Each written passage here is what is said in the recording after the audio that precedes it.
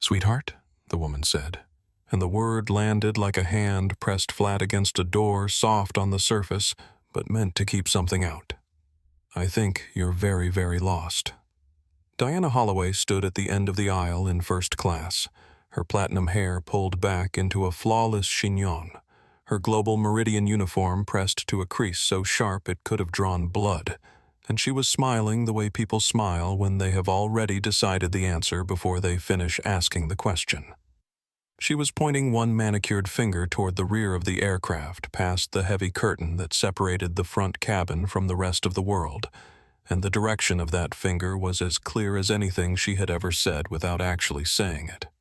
Eli Carter looked up at her from seat 3B. He was 12 years old, small for his age in the way that made people underestimate him, until he opened his mouth and he had both hands resting flat on his thighs in the careful, deliberate posture of a boy who had been taught that the way you carry yourself when someone is trying to rattle you matters more than almost anything else. He was wearing a navy graphic tee with the NASA logo across the chest, dark jogger pants, and a pair of sneakers that had seen better days but were clean, and his backpack sat on the seat beside him, already half unzipped from the boarding process, a fat astrophysics book visible at the top alongside a black tablet and a small notebook with a worn cover. He was not frightened. He was confused in the specific way of someone who has done everything correctly and cannot understand why the world is behaving as though he has not. "Oh," Eli said, his voice polite and even "no, ma'am. I'm in seat 3B. This is 3B, right?"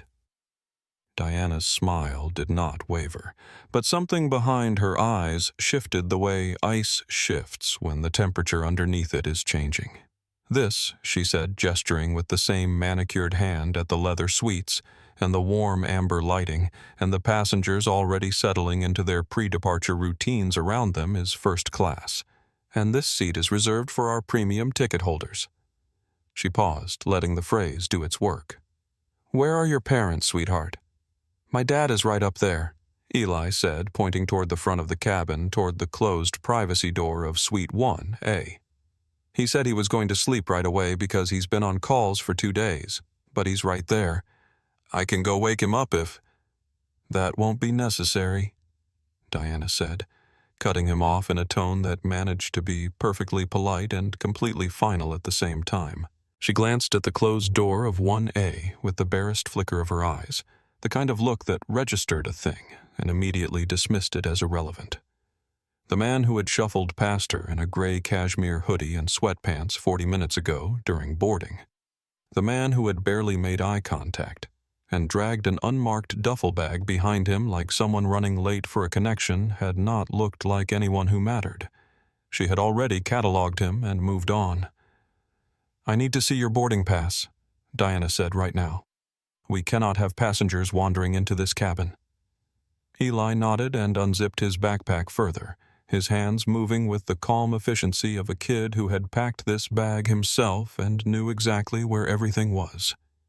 He lifted out the astrophysics book, then the tablet, then the charger, setting each item on the console beside him with care. The boarding pass was not in the front pocket where he thought he had put it. He checked the side pocket. Not there either. He felt a small flush of embarrassment move up the back of his neck. Not panic, just the specific discomfort of being watched by someone who is hoping you fail. "I know I have it," he said. "My dad handed it to me at the gate." "It's in here somewhere?" "I don't have all day," Diana said, and now the sweetness was almost entirely gone, replaced by something clipped and cold that made the man in seat 3A, a British corporate lawyer named Oliver Marsh, who had been reading a contract brief for the past 20 minutes, lower his document and look over. Across the narrow aisle in 3F, an older woman named Eleanor Voss paused the gentle rhythm of her knitting needles and watched with the careful attention of someone who has lived long enough to recognize when a situation is going wrong and when it is being made to go wrong on purpose. People who actually belong in this cabin are waiting for my attention. Eli looked up at her. He did not look down. He did not apologize. He said quietly and clearly, "I can go wake my dad." He has the digital copy on his phone. "You will not disturb the other passengers," Diana said, stepping closer, her body filling the space between his seat and the aisle in a way that was not quite blocking, but was not quite not blocking either.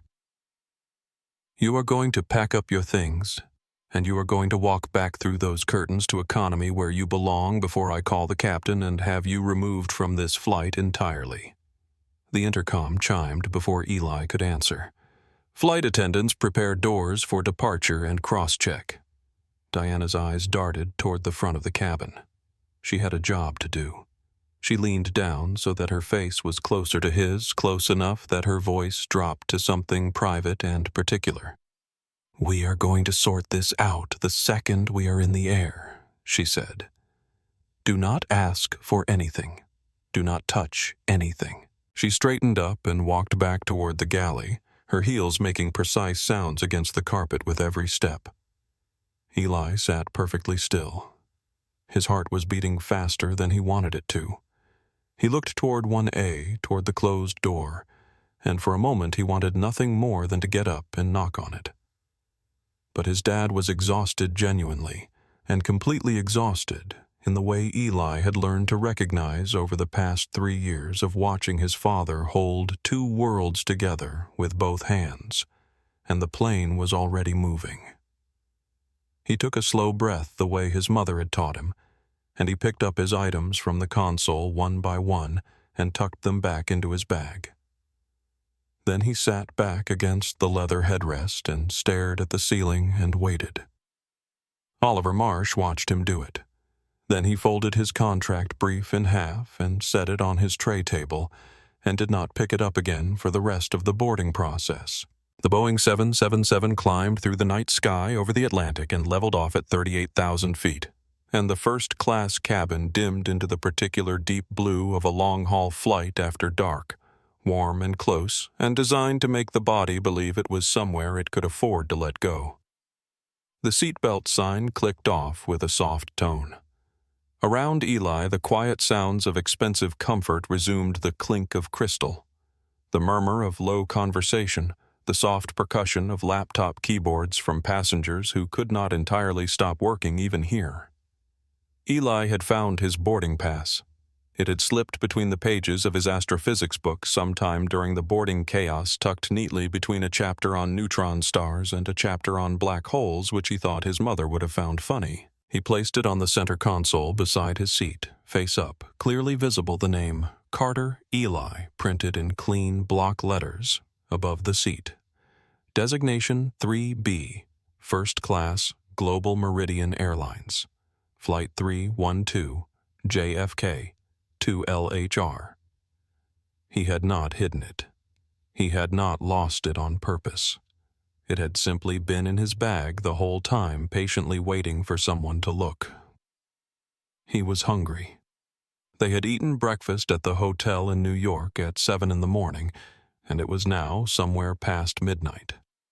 Body clock time, and his father had promised him had actually made a specific point of it the way Nathaniel Carter occasionally made specific points of things that mattered to him, that Eli could order the ice cream sundae from the first-class dessert menu, the one with the extra hot fudge and the salted caramel brittle on top, which Eli had been thinking about with low-grade anticipation for most of the afternoon. The dinner service began.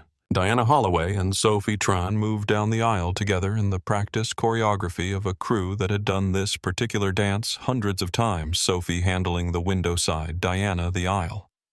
The cart was draped in white linen and carried real glassware, and the smell that came with it was something warm and deep and savory, roasted beef and butter, and something herbed, and it filled the cabin like a promise. Diana reached row 3. She turned to Oliver Marsh in 3A with a full smile and a warm "Mr. Marsh, the beef tenderloin or the sea bass tonight," and she poured his Bordeaux, slowly tilting the bottle with the particular care of someone who wants you to notice the care, and she asked if he needed anything else before she moved on. Then she picked up the handle of the cart and pushed it past 3B without stopping. Not a glance, not a pause. not the brief moment of eye contact that precedes an oversight being corrected. She simply moved past Eli's seat, the way you move past a piece of furniture, and continued to row 4, and Eli watched it happen with the particular stillness of someone cataloging an event rather than reacting to it. He waited. He told himself it was an oversight. He watched Diana work her way through row 4, then heard Sophie finishing up on the window side, and several minutes passed in which he continued to wait, because he was at his core the kind of person who gives people the benefit of the doubt when the doubt is still reasonable. Then Diana was clearing plates from row 2, and the reasonable doubt ran out. He pressed the call button. A soft chime. A small amber light above his suite. Oliver Marsh looked over from 3A. "I think she missed you, mate," he said, his British accent making the observation sound almost gentle. "Just keep the light on." In the galley, Diana saw the light for 3B illuminate on the overhead panel. She turned to Sophie, and in a voice that was low but not quite low enough, she said, "Leave that one. I'll deal with the stowaway." She filled a plastic cup from the tap. Not the bottled Evian chilling beside the proper glassware.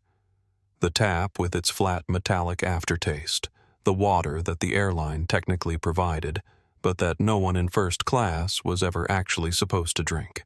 She carried it down the aisle in one hand, and she set it down on Eli's tray table with a force that sent water sloshing over the rim and onto his NASA T, a dark spreading stain across the logo. There, she said, "Turn that light off and stay quiet." Eli looked at his shirt. He looked at the cup.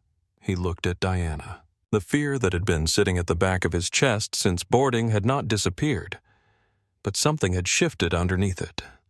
Something quieter and more durable. The specific composure of a boy who has been taught that the way you respond to this moment is the thing you will carry with you afterward. He picked up the boarding pass from the console. He held it out toward her with both hands, the way you offer something of value to someone you are still, despite everything, trying to treat with respect. "I found my boarding pass, ma'am," he said clearly and calmly. "I'm supposed to be in this seat, and I would like to have my dinner, please. My dad pre-ordered the chicken for me." Diana looked at the boarding pass. She read the name. She read the seat number. She understood in the instant her eyes moved across the paper that the boarding pass was completely unambiguously legitimate. And then she made the choice that would cost her everything. "I don't care what piece of paper you managed to steal," Diana said, and her voice had dropped to something low and private and vibrating with a cold, particular fury that was worse than shouting, because it was controlled, because it was chosen, because it made clear that what was happening was not a misunderstanding, but a decision. "I know you're kind. You think you can talk your way into places you don't belong." The words landed in the cabin like a stone dropped into still water, and the ripples moved outward immediately. Oliver Marsh went completely still. Eleanor Voss set down her knitting and did not pick it up again. In the galley, Sophie Tran, who had been restocking the drink cart and had half her attention on the conversation at 3B, the way you have half your attention on something that is making you feel sick, heard the phrase and stopped moving entirely. Eli heard it too, the specific phrase. He was 12 years old, and he had been raised by two people who had made it their quiet, ongoing project to prepare him for a world that would sometimes say things like this to him, not screaming, not with slurs, but in exactly this way, dressed up in the language of authority and procedure, slipped into the gap between what was being said and what was actually being meant. He had been prepared for it. That did not make it land any differently. He reached up toward the overhead console panel to press the call button again, because he was done asking Diana Holloway for things, and he wanted to speak to the captain, which was his right as a passenger, which was a thing he knew with complete certainty. Diana moved faster than he expected. Her hand shot out and closed around his wrist, her fingers locking tight, her nails pressing into the skin of his forearm with a grip that was entirely disproportionate to the moment, and Eli's instinct was immediate and simple. He pulled his arm back. He was not attacking her. He was pulling his arm back. The motion was small and sharp, and it caught Diana slightly off balance, her hip meeting the corner of the armrest with a solid thud, and there was a fraction of a second in which the cabin seemed to hold its breath a moment that could still have gone a different direction. Diana Holloway raised her right hand and brought it down. The sound was terrible. Not loud exactly, but sharp in a way that cut through every ambient noise in the cabin. The way a single note played wrong in a concert hall cuts through everything else, and it was the kind of sound that people's bodies understand before their minds catch up, because everyone within earshot felt it somewhere physical, a contraction in the chest, a flinch in the hands. It was the sound of an open palm against a child's face, and it was in the end the most consequential sound Diana Holloway had made in 24 years of aviation. Eli was thrown back against his seat. His head touched the headrest, and then he was still completely still, his left hand rising slowly toward his face, his fingertips touching his cheekbone with the careful hesitation of someone confirming something they are not entirely sure is real. He did not cry. He did not make a sound. He sat in the enormous leather seat with his hand against his face and his eyes open, and the silence around him was the most devastating thing in the cabin. More devastating than any outcry could have been, because it was the silence of a child who has absorbed a shock too large for noise. The red mark appeared on his left cheek, gradually the way a bruise builds the clear, awful outline of 4 fingers and a palm pressed into his dark skin. Oliver Marsh's Bordeaux went over. The glass hit the floor and shattered, and the deep red wine spread across the cream carpet like something organic, like something alive. Oliver was on his feet before the glass stopped moving. "What in God's name is wrong with you?" he said, his voice carrying the particular register of a man who is genuinely physically shaken. "You struck that child." Eleanor Voss pressed both hands against her mouth. Around the cabin, heads appeared over partitions. Phones came out slowly, deliberately, the way they do when people understand that what they are witnessing needs to be recorded, because the world will need to know about it later. Diana stood in the aisle with her hand still raised slightly, her chest heaving, the professional architecture of her expression crumbling in real time, and then she pointed at Eli, and her voice came out shrill and unsteady. "He grabbed me. This boy is an unruly stowaway, and he attacked me, and I was defending myself. You all saw it. It's a security threat." Sophie ran out of the galley. Her face was the color of chalk. She looked at Eli. She looked at Diana. She looked at Oliver Marsh, still standing in the aisle, and she understood in an instant and with complete clarity that whatever happened next was going to change a great many lives. The privacy door of Suite 1A slid open. Nathaniel Carter had removed his noise-canceling earplugs to use the restroom, and he stepped out of Suite 1A into a first-class cabin that had become a completely different place from the one he had left 2 hours ago, and he needed exactly 2 seconds to understand what had happened. 2 seconds to register the shattered wine glass and the spreading red stain on the carpet. 2 seconds to take in Oliver Marsh still standing in the aisle with his hands half raised and his face tight with controlled fury. 2 seconds to see Sophie Tran backed against the galley partition looking like she might be sick. 2 seconds to take in the phones out the heads over partitions, the specific quality of attention that a cabin of strangers turns on a scene that has crossed a line none of them can pretend wasn't crossed. And then his eyes found Eli, and the 2 seconds were over. The mark on his son's face was unmistakable, even from 8 feet away. The shape of it, the color of it against Eli's skin. The way Eli was sitting in the enormous leather seat with his hand raised to his cheek and his eyes open and his entire body held in the rigid, effortful stillness of someone refusing to fall apart in public. Nathaniel Carter walked down the aisle. He did not run. He did not raise his voice. He walked in the particular way of a man who has learned over a lifetime That deliberate stillness in a crisis communicates something that rushing never can. And the cabin parted around him. Oliver Marsh, stepping back automatically. Sophie pressing herself further against the galley wall, because there was something in the quality of that walk that told every person watching that this was not a man who needed to hurry. He reached Eli's suite and he crouched down, bringing his face level with his son's, and he put his hands on either side of Eli's face the way you hold something you are terrified of losing, gently, completely, and he looked at the mark on his cheek.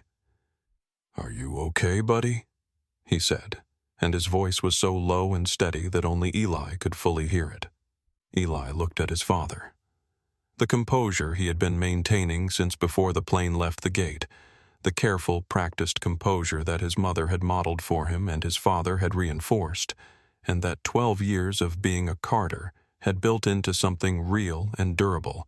It did not break, but it bent visibly for just a moment. "She hit me." "Dad," Eli said, "I just wanted my dinner. I showed her my boarding pass and she said she knew my kind, and then she hit me." Every word of it fell into the cabin like evidence being entered into a record. Nathaniel kissed his son's forehead. He stood up. He turned around. He was 6 feet 3 inches tall and wearing a gray cashmere hoodie and dark sweatpants and carrying not a single visible marker of the kind of power he actually possessed, and none of that mattered at all, because the quality of stillness that surrounded him as he turned to face Diana Holloway was a thing you could feel from the other end of the cabin. The air pressure in the room seemed to shift. Diana attacked first because she had been doing this for 24 years, and her instinct under threat was to establish the narrative before anyone else could. "Sir, this boy is an unruly passenger," she said, her voice shrill, but carrying the professional shape of authority pointed like a finger. "He is an economy stowaway who physically assaulted a member of my crew, and I am going to have the captain divert this aircraft and have him detained upon landing, and if you don't return to your seat immediately." "Are you the purser?" Nathaniel asked. The question was so quiet and so simple that it stopped her mid-sentence. "I am the senior purser of this aircraft," Diana said, lifting her chin. "My name," Nathaniel said, "is Nathaniel Carter." Across the aisle, Oliver Marsh closed his eyes for exactly 1 second. Then he opened them, and the expression on his face was the expression of a man watching a freight train approach something fragile that is standing on the tracks and does not yet know what a freight train is. Before you continue watching, if this story has ever made you feel something real, hit the like button and subscribe to our channel. Stories like this one deserve to be heard. Now let's get back to what happened next.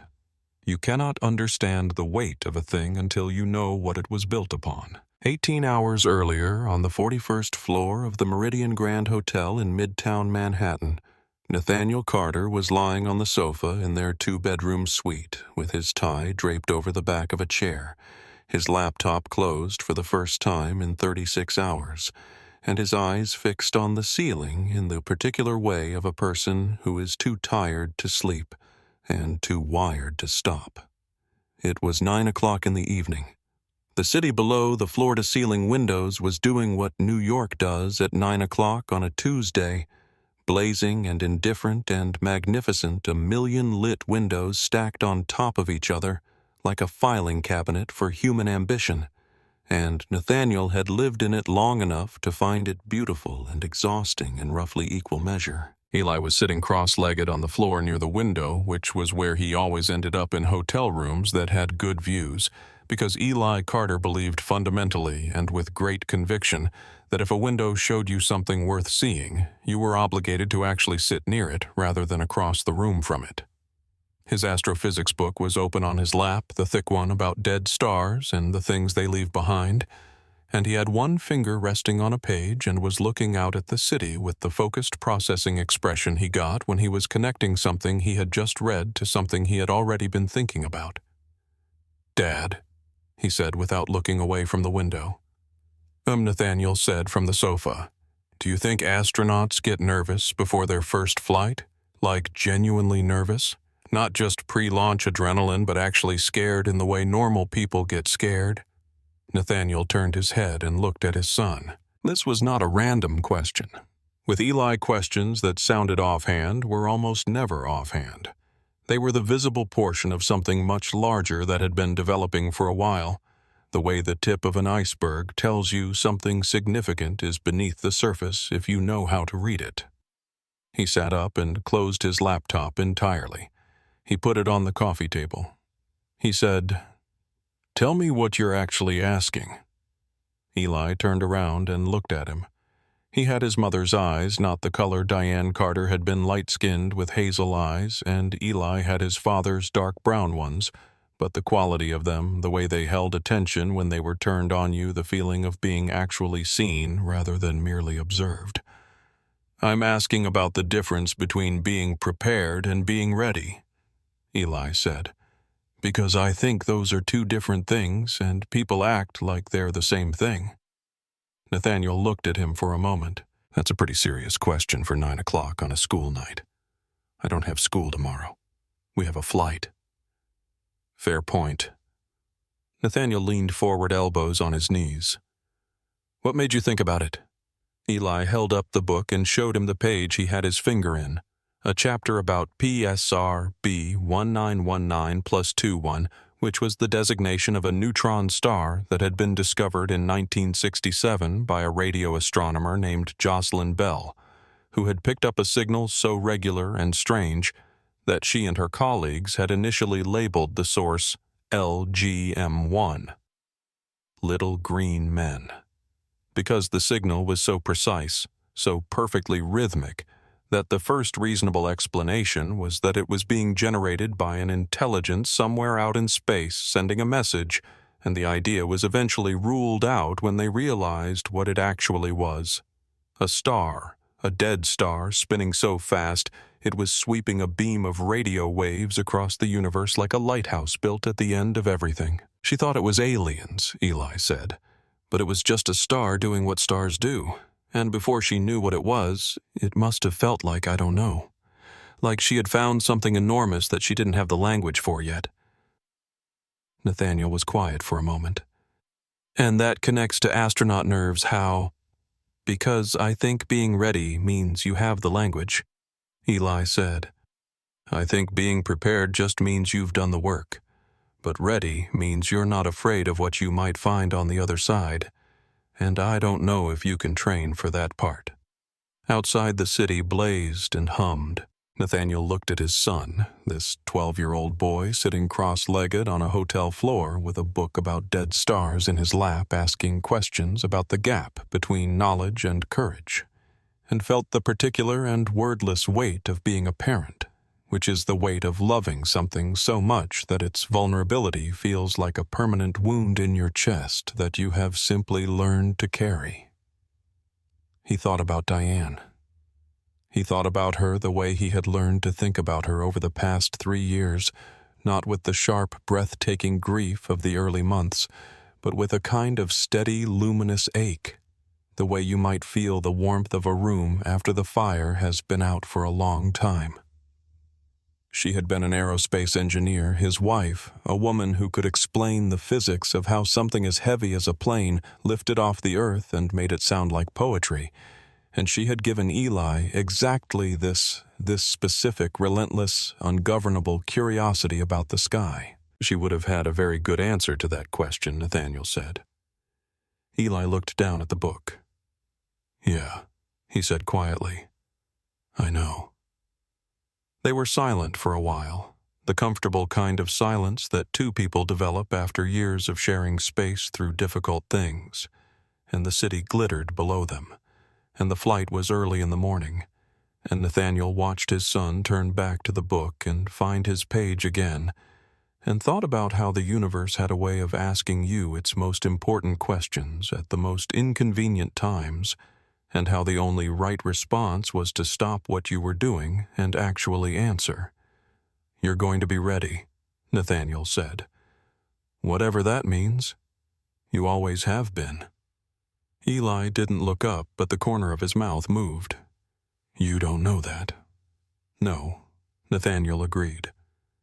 But I know you. Eli leaned against the window glass and kept reading, and sometime after 10 o'clock he fell asleep, sitting up with the book still open on his lap, and Nathaniel crossed the room and lifted the book away, and draped a blanket over his son's shoulders and stood for a moment in the dark looking at him before turning off the lights. The part of Chicago where Nathaniel Carter grew up was the kind of place that got described in newspaper articles about urban poverty using careful, neutral language that nonetheless managed to communicate that the people who lived there were expected to stay there, and that if they didn't, it was an anomaly worth remarking upon rather than an outcome worth designing for. His father, Roland Carter, was an electrician, a quiet and deeply competent man who could diagnose a wiring fault by smell, and who had built enough of a reputation in the trade that his phone rang regularly, though never enough to make the mortgage anything other than a source of low-grade anxiety. His mother, Patricia, was a night shift nurse at a hospital 20 minutes away, which meant that the house ran on a rotating schedule of sleeping adults and carefully hushed children and meals assembled by whoever was currently awake.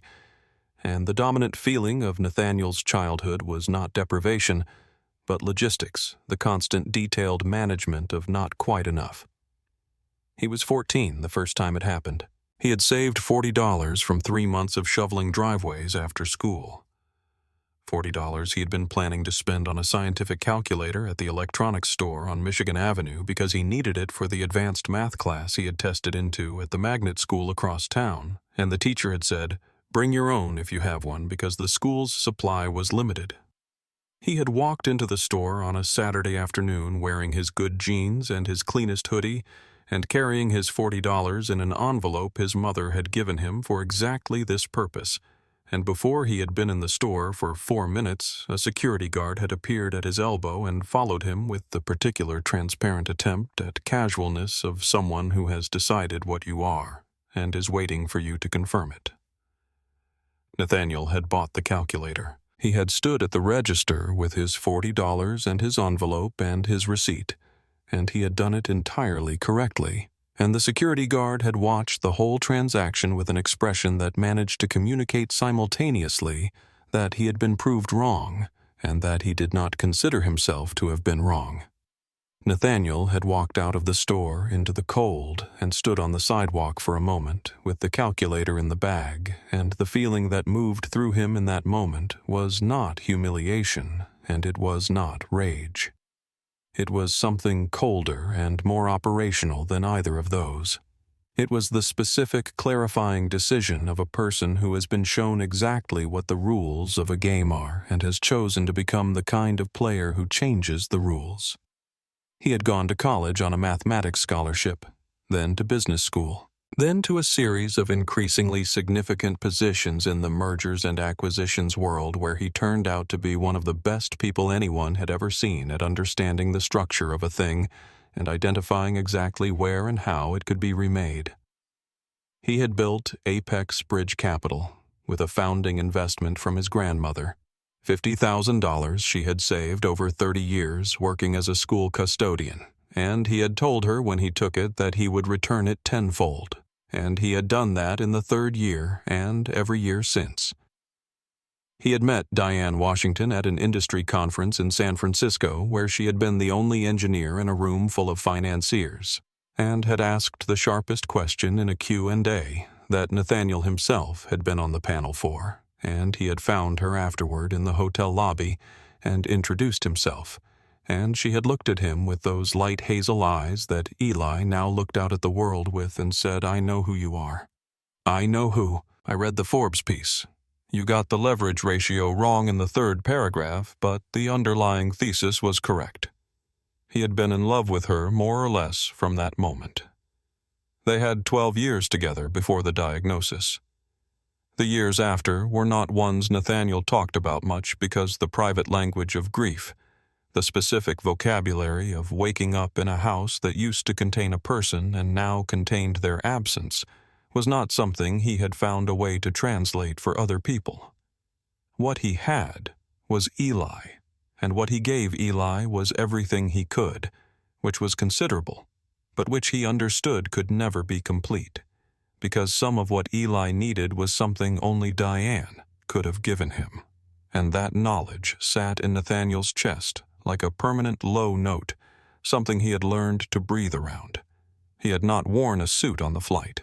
He had worn the hoodie and the sweatpants deliberately the same way he drove an ordinary car and carried an unmarked bag and ate at the diner near his building every Sunday morning, where no one knew his name and no one would have believed his net worth if he had told them. He had built his entire adult life on the understanding that the people who are most dangerous are the ones who don't need to announce themselves, and he had taught Eli as clearly as he knew how to teach anything, that the measure of a person was not the space they occupied, but the depth of the attention they paid to the world around them.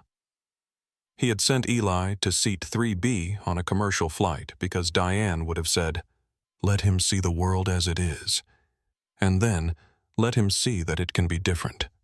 He had fallen asleep in Suite 1A in 14 minutes flat. Diana Holloway had started her career at 22 with the specific and uncomplicated ambition of someone who wanted to see the world and had found a way to be paid for it. And in the beginning, before the years accumulated and the patterns set in, she had been good at the job in the pure and simple sense. Attentive professional capable of reading a cabin the way a musician reads a room, adjusting the temperature of service to what the moment required. She had grown up in a suburb of Bristol, the daughter of an insurance assessor and a dental receptionist in a house where everything was neat and everything was fine and everything was exactly what it appeared to be, which was comfortable but not interesting, and aviation had felt like a door out of that, away into a world that operated by different rules. She had been attractive in the particular way that the airline industry in those years actively recruited for, and she had learned very quickly that first class was a different country from the rest of the aircraft, and that it had its own language and its own etiquette and its own taxonomy of who belonged. The problem, and it had taken years for the problem to fully develop, was what 2 decades of proximity to extreme wealth does to a person who is always near it, but never of it. The ultra-rich have a specific gravitational pull, and people who orbit them long enough sometimes mistake proximity for membership, begin to confuse the rules they enforce with the rules that apply to them, absorb the values of the class they serve without acquiring its actual privileges, and emerge from the process with something that looks like confidence but is actually borrowed authority, real enough to be dangerous, hollow enough to eventually collapse. Diana had stopped thinking of herself as a service professional some years ago. She thought of herself as a gatekeeper, and she had come to believe somewhere deep and unexamined that the first-class cabin was a space she was responsible for protecting from intrusion, and that intrusion was something she had developed a very specific instinct for recognizing. And that instinct, though she would never have articulated it this way, was organized almost entirely around appearance. In the 5 years preceding Flight 312, there had been 3 incidents. 3 times a minority passenger had been removed from a first-class seat, at Diana's insistence rerouted to business or economy based on a ticketing discrepancy that had subsequently resolved itself. A glitch, a system error, a mistake on someone's end that had required the passenger to be downgraded while it was sorted out, which it always was, but always after the plane had pushed back and the moment had passed and the person was already sitting somewhere else. 3 times the complaints that followed had been handled internally, routed through HR, and eventually quietly closed because Diana had 24 years of service and a union card and a reputation as the purser who kept the cabin calm, and the airline had decided that was worth protecting. Pamela Rhodes had been 26 when she joined Diana's crew on a 6-week Asian circuit rotation, fresh out of training and genuinely excited about the job. A young woman with natural hair that she wore in a halo of tight curls and a laugh that could reorganize the energy in a galley. She had lasted the 18 months of that assignment in a state of low-grade, escalating misery that she had eventually described in a formal written complaint as targeted harassment. The worst shifts, the most physically demanding duties, the public commentary on her appearance, the consistent and deliberate exclusion from the camaraderie of the rest of the crew. The complaint had been filed. HR had reviewed it. Diana's supervisor at the time had written an assessment describing Diana as a high-performing employee under stress and Pamela as sensitive and still adjusting to the demands of the role. The file had been closed. Pamela had not been destroyed by it. She had done what certain people do with injustice when they are smart and patient and long-sighted enough. She had filed it deeply and precisely in the part of her memory reserved for things that will eventually matter. And she had continued to work and climb and accumulate authority until she was in a position where she could look back at what had been done to her and decide what to do with it. She had become the union rep partly because the union had power, and partly because she understood that the system that had protected Diana Holloway once would protect others like her unless someone got inside it and changed the machinery. She had been waiting without impatience for exactly the right moment. On the morning of Flight 312, Diana had stood at the galley of the Global Meridian 777 and watched the boarding passengers with the same practiced categorizing attention she brought to every flight. Platinum hair pinned back, uniform, perfect 24 years of decisions encoded invisibly into the way she held herself and scanned the aisle. She had looked at Eli Carter and decided in under 3 seconds everything she thought she needed to know. JFK. Terminal 4 at 6:45 in the morning carried the specific atmosphere of a place where a very large number of people are all in the middle of something. The low hum of logistics interrupted by the occasional peak of anxiety. Families with too much luggage and not enough hands, business travelers, radiating the practiced calm of people who have done this too many times to find it interesting. The particular fluorescent exhaustion of overnight airport staff who have seen every version of human behavior and are past being surprised by any of them. Nathaniel and Eli moved through it the way they had learned to move through airports over 3 years of frequent travel efficiently and without drama, carrying their unmarked duffel bags, wearing nothing that would cause a second glance. Nathaniel in gray cashmere and sweatpants. Eli in his NASA tee and navy joggers, his worn sneakers squeaking faintly on the polished floor. His backpack on both shoulders with the top zipper partially open because he had been reading in the cab and hadn't fully closed it yet. At the gate, Nathaniel's phone buzzed. He looked at it, looked at Eli, made a brief apologetic gesture that meant I have to take this and stepped 8 feet away to pace the narrow strip of carpet between the gate seats and the window, while talking in the low, rapid, entirely focused voice he used for calls that required it. Eli sat down in a gate seat and unzipped his backpack fully and took out the small notebook with the worn black cover. His mother had given him the first one when he was 8 years old, a proper notebook, not a diary, she had said, because diaries are about feelings and notebooks are about everything, and he had gone through 4 of them since then, filling them with observations and diagrams and the occasional sentence that he had heard or read or thought and wanted to keep. He had started this one 3 months ago. It was about a third full. He opened it to a blank page and wrote the date, the time, the terminal number, and then he looked up and started watching and writing in the small, neat print that his 4th-grade teacher had once described as aggressively legible. He wrote about the man 2 seats down who was wearing a suit but had taken his shoes off and was rubbing his feet with the focused relief of someone who had been wearing those shoes for too long already. He wrote about the toddler near the windows who was pressing both hands flat against the glass to watch a plane taxi past her breath fogging up small circles on the surface. Nathaniel returned. Seat change, last-minute aircraft swap, you're in 3B, I'm in 1A. He said it with the mild frustration of someone who had expected better from logistics and had been mildly disappointed, and then he told Eli about the Sunday again, which made Eli close the notebook and put it in his backpack, because some things were worth saving your appetite for. They boarded when the gate agent called Group A, walking down the jet bridge side by side, and Diana Holloway was standing in the forward galley in the doorway of the aircraft, handing out hot towels with a smile that was warm and precise and calibrated to exactly the expected distance. And her eyes moved to Nathaniel and across him and moved on, and then they moved to Eli and they stopped. Nathaniel walked to 1A and shut his privacy door and put in his earplugs and was asleep inside 14 minutes. Eli walked to 3B and sat down and opened his notebook.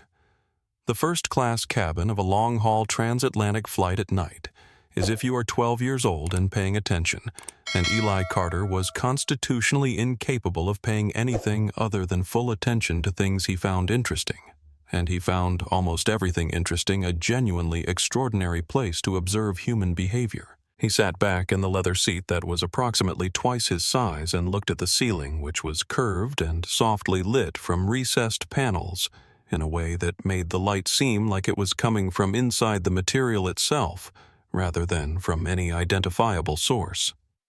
And he thought about how much his mother would have liked this particular lighting choice because she had opinions about lighting in constructed spaces, the same way other people had opinions about music or food, which was to say, specific, defensible, and delivered with great conviction. Good lighting tells the truth about a room she had once said to him on an occasion he no longer remembered the context of, but had written down anyway because it was the kind of sentence that felt like it would be useful later. He opened his notebook to a fresh page and wrote the date at the top and then the flight number. And then he began to write observations the way a scientist writes field notes systematically and without judgment, trying to record what was actually there, rather than what he expected to find. Oliver Marsh in 3.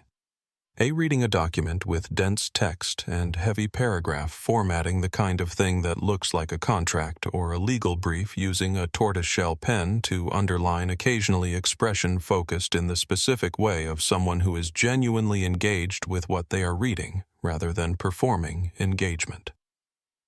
The wine on his tray was a deep red and had been poured with care. Eleanor Voss across the aisle in 3F. Older woman, white hair and a low bun, knitting something green with small precise movements that suggested long practice, a carry-on bag at her feet, from which the yarn emerged in an unhurried loop. She had the look of someone who had arranged her environment exactly to her satisfaction and was now living in it with complete contentment. The woman in 2C had a silk eye mask pushed up on her forehead and was asleep with her arms folded. Her posture, the relaxed, unbothered sleep of someone who had done this particular journey many times. Eli wrote a sentence about the cabin. The light in here is the color of something being kept warm, like the inside of a thermos, but designed by someone who cared about beauty. He wrote, "Mom would have loved this ceiling light. She said good lighting tells the truth about a room. I think she meant a room that is lit well is not pretending to be something it isn't. I wonder if that's true of this one." He paused, read that back, and decided to leave it.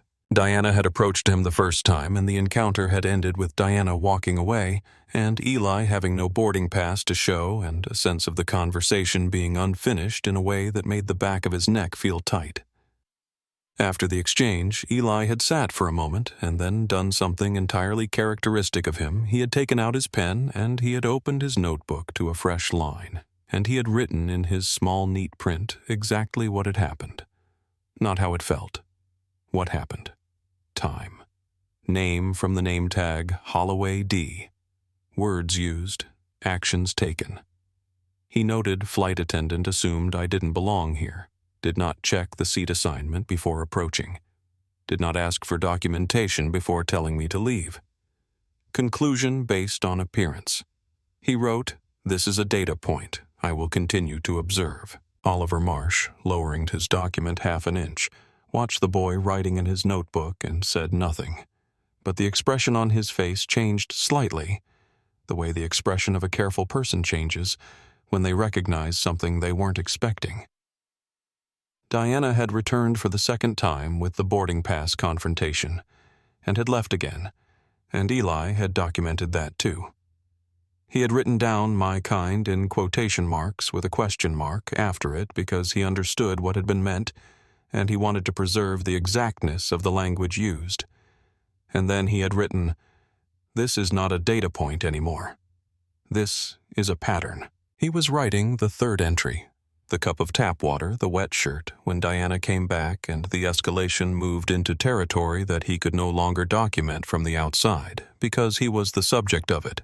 And by the time the boarding pass was in his hands and he was making his case clearly and correctly and completely, Some quiet part of him understood that the correctness of his case was not the variable that was going to determine the outcome of this situation. He reached for the call button. He needed to speak to someone with more authority than Diana Holloway had or was willing to use correctly.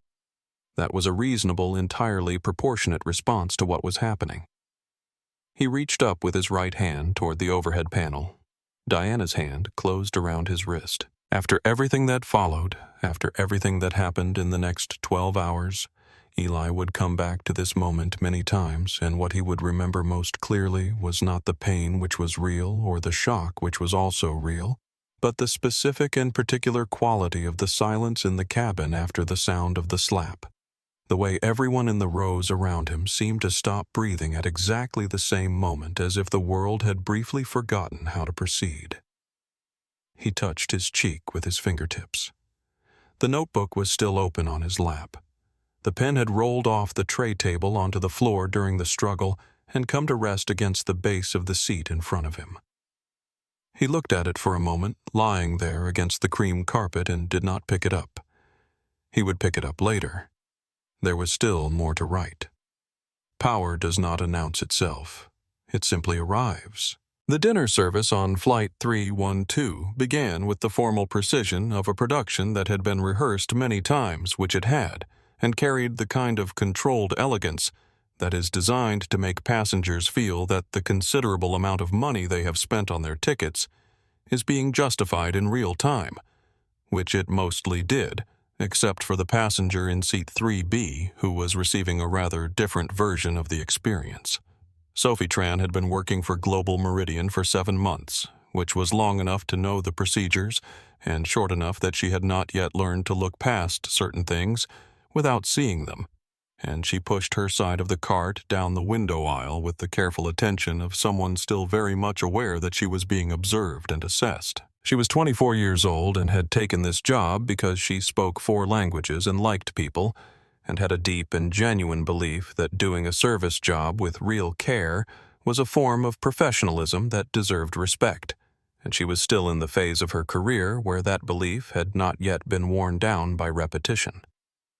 Diana handled the aisle side with the fluency of someone who had performed this particular service more times than she could count, and the contrast between Diana working and Diana not working was instructive.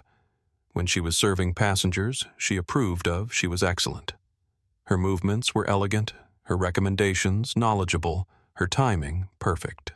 She poured Oliver Marsh's Bordeaux with the tilted two-handed care of someone who understood that the ritual of pouring wine was itself part of the service, and she told him correctly that it was a left bank Bordeaux from a particularly good vintage, and he thanked her with the distracted warmth of a man who appreciated quality. She pushed the cart forward. Past 3B. Eli had been watching the cart approach from the moment it appeared at the head of the cabin the way you watch something you are waiting for, and he registered the moment it passed his seat without stopping with the precision of a person keeping score. He waited because perhaps there was a reason. Perhaps the aisle service happened first, and the window side had a different sequence. Perhaps he gave it 3 full minutes watching Sophie work her way back toward him on the window side, watching Diana move into row 4. And then he understood that no correction was coming, and that the oversight was not an oversight. He pressed the call button. The soft amber light above Suite 3B illuminated. Oliver Marsh, who had been watching the service with the peripheral attention of someone tracking a situation without appearing to track it, said quietly without looking up from his document. "Good. Keep it on." In the forward galley, Diana saw the call light for 3B and her jaw tightened slightly. A movement so small it was almost invisible, and she turned to Sophie and said in a low, flat voice, "Leave that one. I'll deal with the stowaway." Sophie's hand paused on the cart handle. She looked at Diana. She looked at the light.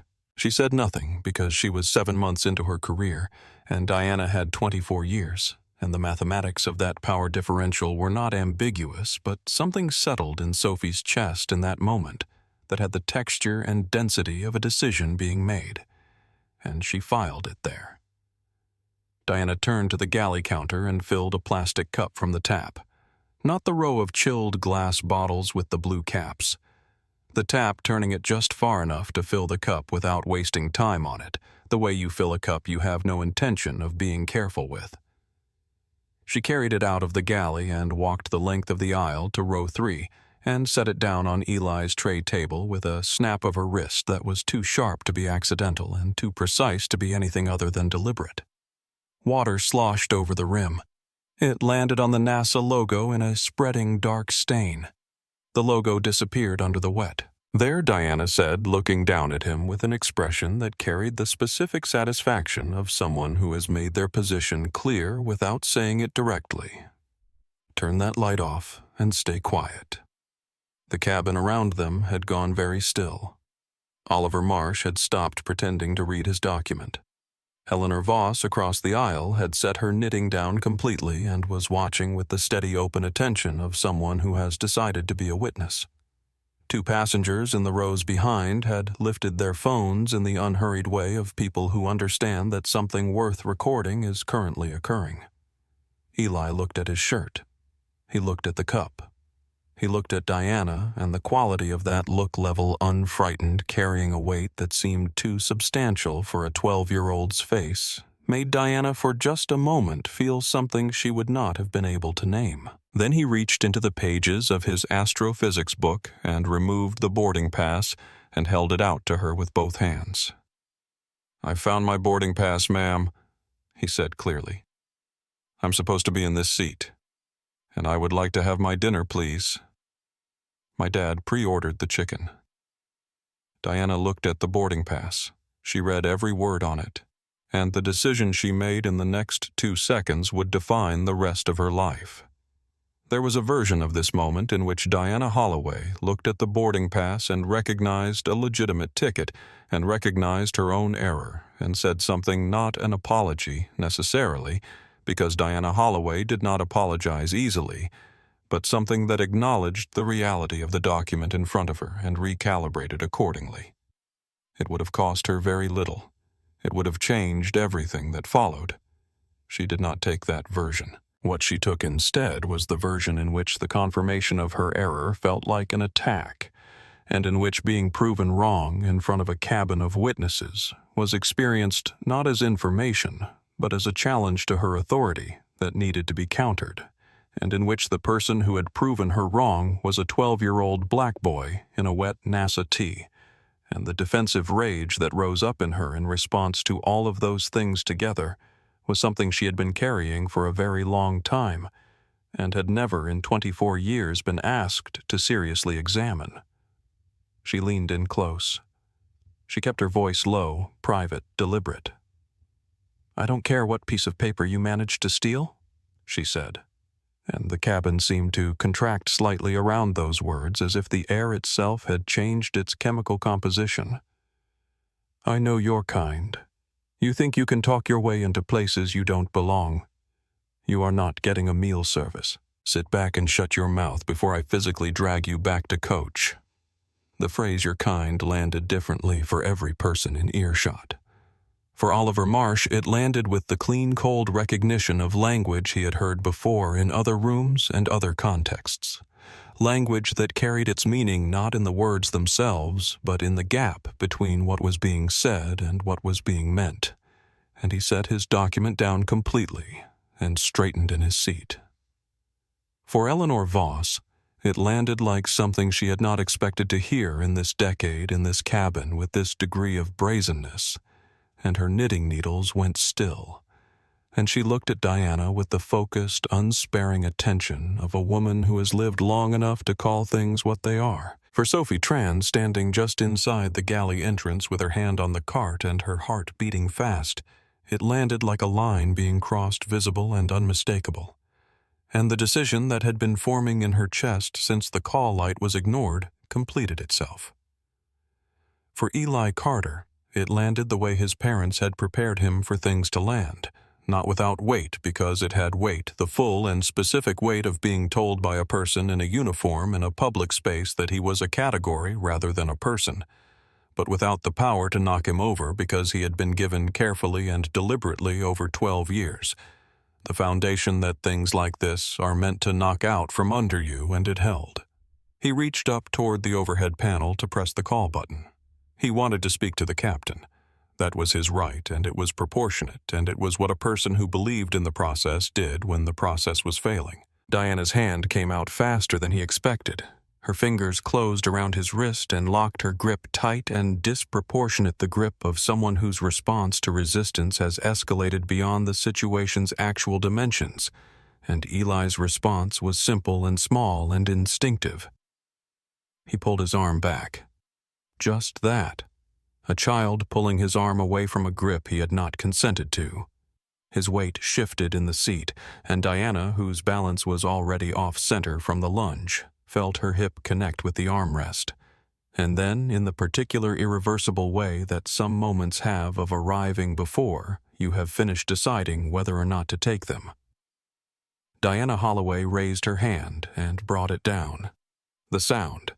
It was the sound that did it more than anything else. The sound reached every corner of the first-class cabin before any other sense had time to process what had produced it, and the response was physical before it was emotional.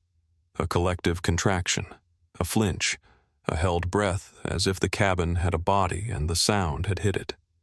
Eli was back against his seat. His left hand went to his cheek. He did not cry out. The red mark appeared slowly on his dark skin, the shape of 4 fingers and a palm, and it was perhaps the most articulate thing in the cabin.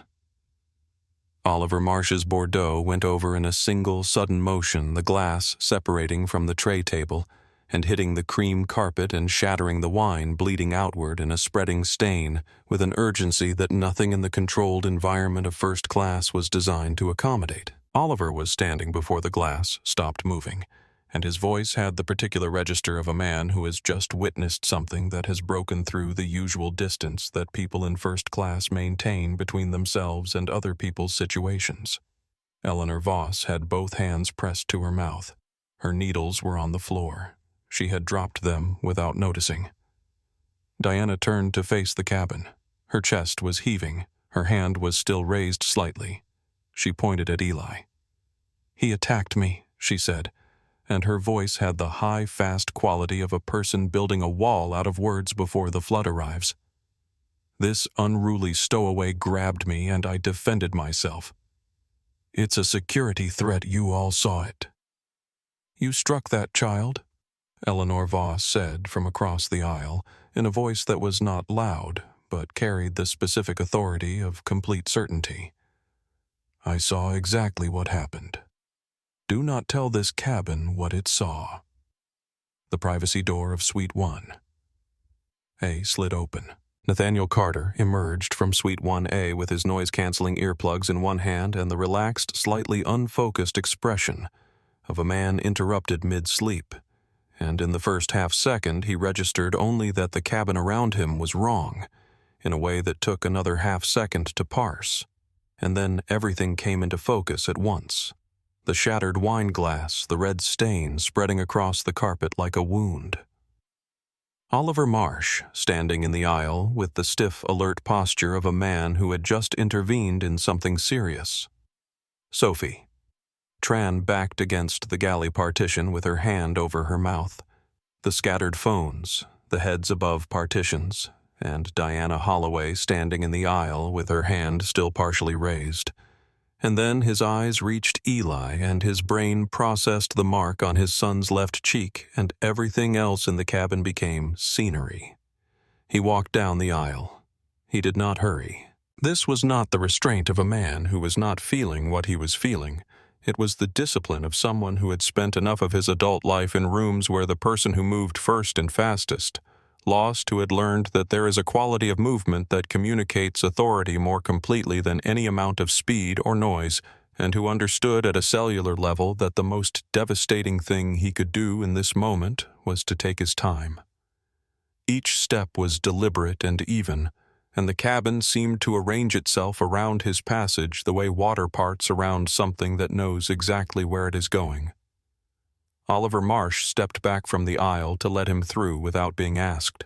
Nathaniel reached seat 3B and crouched down in a single smooth motion, bringing his face level with Eli's, his large hands coming up to frame his son's face with a gentleness that was entirely at odds with every other quality he was projecting in that moment. And he looked at the mark on Eli's cheek, with the careful, unhurried attention of a man who is recording what he sees so that he can be precise about it later. "Are you okay, buddy?" His voice was low enough that it was just for Eli. Eli looked at his father. The composure held, it was real. It had been built out of real material over 12 years. But underneath it, in the slight tremor at the corner of his jaw and the brightness in his eyes that had nothing to do with the cabin lighting, Nathaniel could see exactly how much it was costing. "She hit me, Dad," Eli said. Each word came out steady and clear. "I just wanted my dinner. I showed her my boarding pass, and she said she knew my kind, and then she hit me." Every word fell into the listening cabin like a stone dropped into water, and the ripples moved outward immediately and silently. Nathaniel kissed his son's forehead. He stood up. He turned to face Diana Holloway. He was 6 feet 3 inches tall and wearing a gray cashmere hoodie and dark sweatpants and carrying not a single visible signal of the scale of power he actually represented. And Diana Holloway had been categorizing people by appearance for 24 years, and had never once been this catastrophically wrong about what she was looking at. The air in the cabin changed. It was a thing people felt rather than observed, a shift in pressure, the specific weight of a room when someone enters it who does not need the room to behave in any particular way because they have arrived with their own gravity. Diana attacked first because she had been cornered before, and she knew the playbook established the narrative claim the high ground make the other person defend themselves. "Sir, this boy is an unruly passenger and an economy stowaway who assaulted a member of my crew, and I am going to have the captain divert this aircraft and have him detained upon arrival." "Are you the purser?" Nathaniel asked.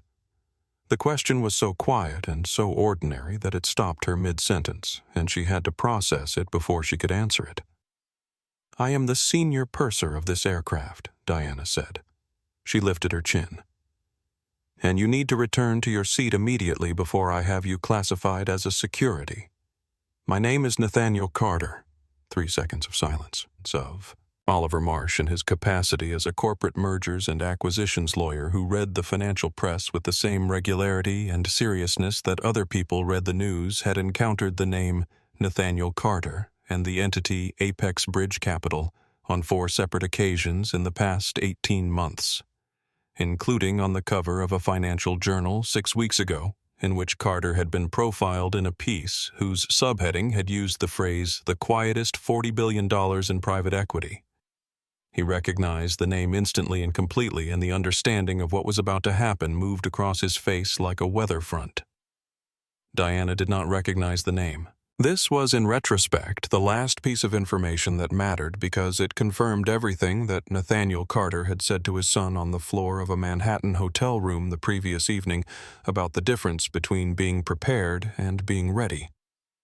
Diana Holloway had spent 24 years preparing herself for the version of this confrontation in which she won, and she was entirely, irrevocably unready for the version that was actually occurring. "I don't care," Diana said, her voice thinner now, "if you are the President of the United States. I am the authority on this aircraft, and you will. Apex Bridge Capital."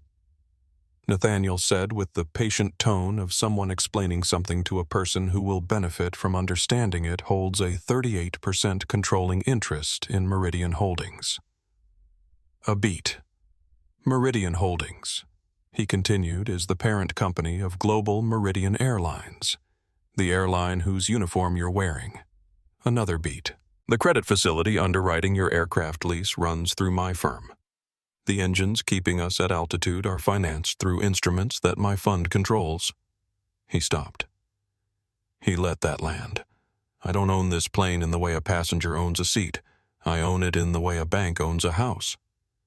The color left Diana Holloway's face in a single visible wave, starting at her hairline and draining downward, and she looked for the first time truly and completely at the man in the gray hoodie, and recognized him the way you recognize someone in a dream who was there the whole time, and you simply never looked at them directly. The thing about a certain kind of collapse is that it does not happen all at once.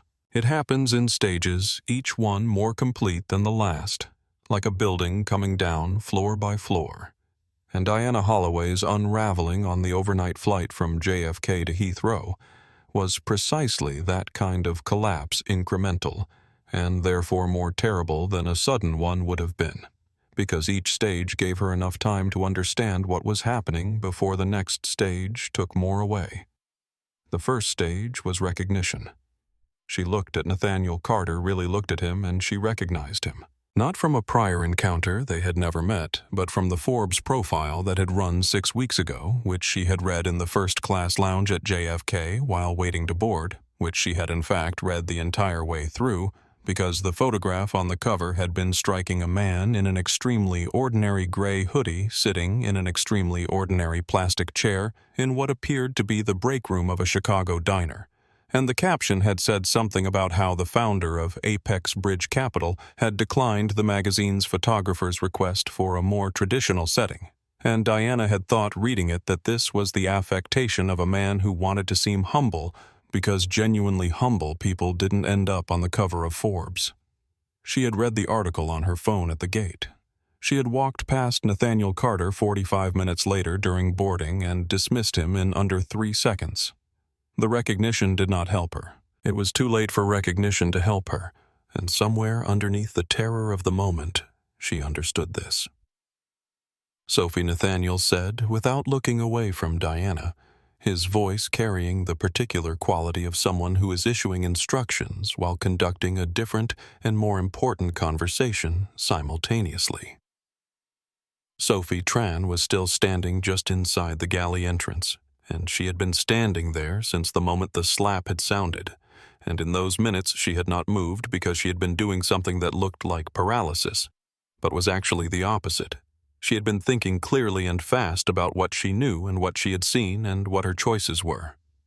"Yes, sir," Sophie said, and the sir came out without hesitation, with the immediate instinctive deference of someone who has just recalibrated the room. "Go to the cockpit," Nathaniel said. "Tell Captain." "What's the captain's name?" "Patterson," Sophie said. "Captain Brian Patterson. Tell Captain Patterson that Nathaniel Carter needs him to secure the cockpit door. Maintain current altitude and contact Gerald Ashton, Global Meridian's CEO, on the satellite phone immediately. Tell him I'll hold for the call." "Yes, sir." Sophie was already moving.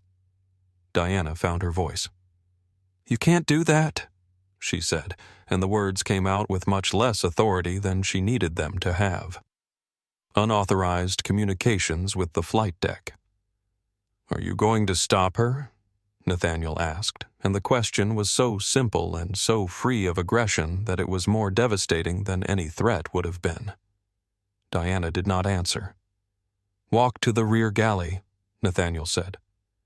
"Sit on your jump seat. Do not speak to another passenger. Do not approach my son's seat, and do not contact anyone from your company-issued device. What you do on your personal phone is your business, but I'd advise you to think carefully about what you say and to whom, because everything you have written or said in the past 3 hours is going to be reviewed by legal professionals who are very good at their jobs." He paused. "If you approach my son again in any capacity, I will ensure that the consequences are immediate and total." Do you understand that Diana opened her mouth? The words that were supposed to come out, the prepared words, the 24 years of authority and procedure and the weight of a senior union card did not come. What came instead was a sound that was not quite a word, and then nothing, and then Diana Holloway turned and began the walk down the aisle. It was a long walk. First class on a 777 is not a small space, and every seat she passed was occupied by someone who had been watching, and the quality of silence in the cabin was not the comfortable silence of people minding their own business, but the active, charged silence of people who are witnessing something and have chosen to let it happen. which is a form of verdict more powerful than any noise. She passed Oliver Marsh, who did not look up. She passed Eleanor Voss, who looked up very deliberately and held her gaze for exactly the length of time required to communicate something precise. She passed 2 passengers in the rear row of first class who had their phones out and were no longer making any effort to conceal it. She pushed through the heavy curtain and disappeared into the economy cabin. Nathaniel watched until the curtain settled back into place. Then he pulled his phone from the pocket of his sweatpants and navigated to his contacts, and the contact he selected was his lead legal counsel, Isaac Holt, whose number Nathaniel had memorized the same year he had memorized the phone numbers of his company's chief financial officer and his son's pediatrician, because those were the 3 calls he needed to be able to make from anywhere on any device without having to look anything up. It rang twice. Banks came the sleepy voice, and then Nathaniel remembered he had changed the name in his contacts 2 months ago when Isaac had joined the firm, and that Isaac Holt was not Banks. And he said, "Wrong contact. Sorry, Isaac. Wake up the legal team. All of them. I'll explain when you're all on the line. We have a situation that needs to be documented and prosecuted, and I need it built from the ground up, starting now, before we land." He hung up. He sat down on the ottoman across from Eli's suite and looked at his son. Eli had the notebook open on his lap. The pen that had rolled off the tray table during the struggle was back in his hand. He was writing. "What are you writing?" Nathaniel asked. "What happened?" Eli said without looking up. "All of it. In order. With times." Nathaniel looked at his son's small, neat handwriting, filling the lined page, the precise and careful record of everything that had been done and said and witnessed, and something moved in his chest that was not just pride, though it was that too, but something larger and quieter, the recognition of a quality in his son that Eli had not gotten from him, that he had gotten from his mother. This specific and undefeatable belief that the truth, if you recorded it carefully enough, could not be taken from you. "That's good," Buddy Nathaniel said. "Keep writing." Nathaniel Carter did not return to Suite 1A. He pulled the leather ottoman from in front of the window seat and positioned it across from Eli's suite and sat on it facing his son. And that was where he stayed for the remaining 5 hours of Flight 312, because the world had reorganized itself while he slept, and the only thing in it that mattered was within arm's reach. Sophie, having delivered the message to the cockpit with a composure that would later earn her a commendation from Global Meridian's newly restructured Passenger Relations Board, returned to the forward cabin and, quietly without fanfare, brought out the largest ice cream sundae the galley could produce. Vanilla chocolate, the salted caramel brittle, the extra hot fudge in a proper first-class bowl with a proper first-class spoon, and set it on Eli's tray table. She did not say anything. Eli looked up at her and said thank you with a directness and simplicity that made her have to take a small breath before she walked back to the galley. Eli ate. The cold sweetness of it was startlingly good against the throbbing warmth of his cheek, and he ate steadily and without rushing, the way he ate most things, with a focused appreciation that his mother had also had and that Nathaniel recognized every time he saw it. Oliver Marsh leaned forward from 3A and introduced himself properly. Name, firm, area of practice, and said in the measured, careful language of someone who is being precise about a serious thing that he had witnessed, the complete sequence of events from the first approach to the assault, that his account was total and could be corroborated by Mrs. Voss across the aisle, and that he had already drafted a preliminary witness statement on his laptop that was available for Nathaniel's legal team upon landing. "My counsel will contact you before you clear customs," Nathaniel said. "Your time on this is genuinely appreciated, Mr. Marsh." Eleanor Voss from 3F did not lean forward or introduce herself, but she caught Nathaniel's eye across the aisle and said quietly and with great simplicity, "I will say what I saw to whoever needs to hear it.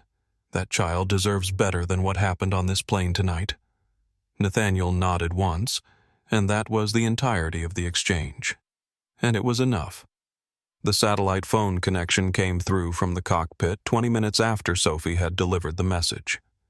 Gerald Ashton, CEO of Global Meridian Airlines, had clearly been pulled from sleep and was working through the specific disorientation of someone who wakes up to bad news and must process it fast, and the breathlessness in his voice suggested he was processing it very fast indeed. Nathaniel Ashton said, "I'm looking at the passenger manifest right now, and I genuinely don't have words for this. On behalf of the airline, please believe me when I say, Gerald," Nathaniel said in the voice he used when he needed people to skip the part where they perform remorse and get to the part where they make decisions. "I'm looking at a developing bruise on my 12-year-old son's face. I need you to listen carefully and do exactly what I'm going to tell you." Ashton listened. Nathaniel spoke for 4 minutes. Ashton did not interrupt once. The instructions covered the remote stand at Heathrow, the Metropolitan Police presence on the tarmac, the locking of the cabin footage before the aircraft landed, and the presence of Global Meridian's European Regional Director at the gate. They also covered the HR files that Nathaniel's legal team was already requesting, the 3 buried complaints that a preliminary review had surfaced in the past 40 minutes, and what those complaints meant for the airline's liability exposure. When Nathaniel finished, Ashton said, "What do you want me to do, Nathaniel?" "Whatever it takes." "I'll tell you what it takes," Nathaniel said, "when I've spoken to my son about what he wants. This is his story as much as mine." He hung up. He looked at Eli, who had finished the sundae and was back to the notebook, writing in small, neat lines. "Eli," Nathaniel said. Eli looked up. "When this is over, when all the legal part and the press part and the company part is done, what do you want to have come from it?" Eli considered this in the way he considered important questions, with complete seriousness and without rushing. He looked at the notebook in his hands, at the careful record of everything that had happened, and then he looked out the window at the dark Atlantic below, and the stars above it bright and fixed, and completely indifferent to whatever was happening in the aluminum tube moving between them. "I want there to be a place," Eli said slowly, "where kids who look like me learn that the sky belongs to them too." Nathaniel was quiet for a moment. "We can do that," he said. The rear galley of a long-haul aircraft at night is a particularly unforgiving place to fall apart because it is small and bright and has nowhere to look that is not immediately in front of you, and the sounds of the economy cabin beyond the thin partition are constant and remind you that the world is continuing to function normally in your immediate vicinity, which is its own particular cruelty. Diana Holloway sat on her jump seat with her back against the galley wall and her hands in her lap, and the fluorescent light overhead casting everything in a flatness that stripped the room of shadow and somehow of mercy. The adrenaline that had been sustaining her since the confrontation in the aisle was fading, and what it left behind was a hollow, spreading dread that was new and different from anything she had felt before. Not the anxiety of a difficult situation that might still be managed, but the cold recognition of something that had already gone past the point of management. Brian, one of the economy section attendants, appeared at the galley entrance with a trash cart and looked at her with an expression she had never seen directed at her before in 24 years. Not sympathy, not condemnation, just a careful assessing blankness that told her he already knew and had already decided how he felt about it. "I heard you hit a kid up front," he said. "I defended myself," Diana said. The sentence came out automatically with the smooth delivery of a line that had been rehearsed, and it sounded in the galley fluorescence exactly as hollow as it was. He was out of control. "The father is using his money to intimidate the crew." Brian looked at her for another moment. Then he loaded his cart and left. Diana opened her company tablet. Her hands were not entirely steady, but they were functional, and she had been a union member long enough to know that the first thing you did in a situation like this was document. and the documentation you filed first established the narrative, and the narrative established the frame, and the frame was what determined how everything else was interpreted. She had seen this work before. She had seen colleagues save themselves with exactly this sequence of moves. She typed quickly. She was an economy stowaway. She had been physically grabbed. The father had made threatening statements.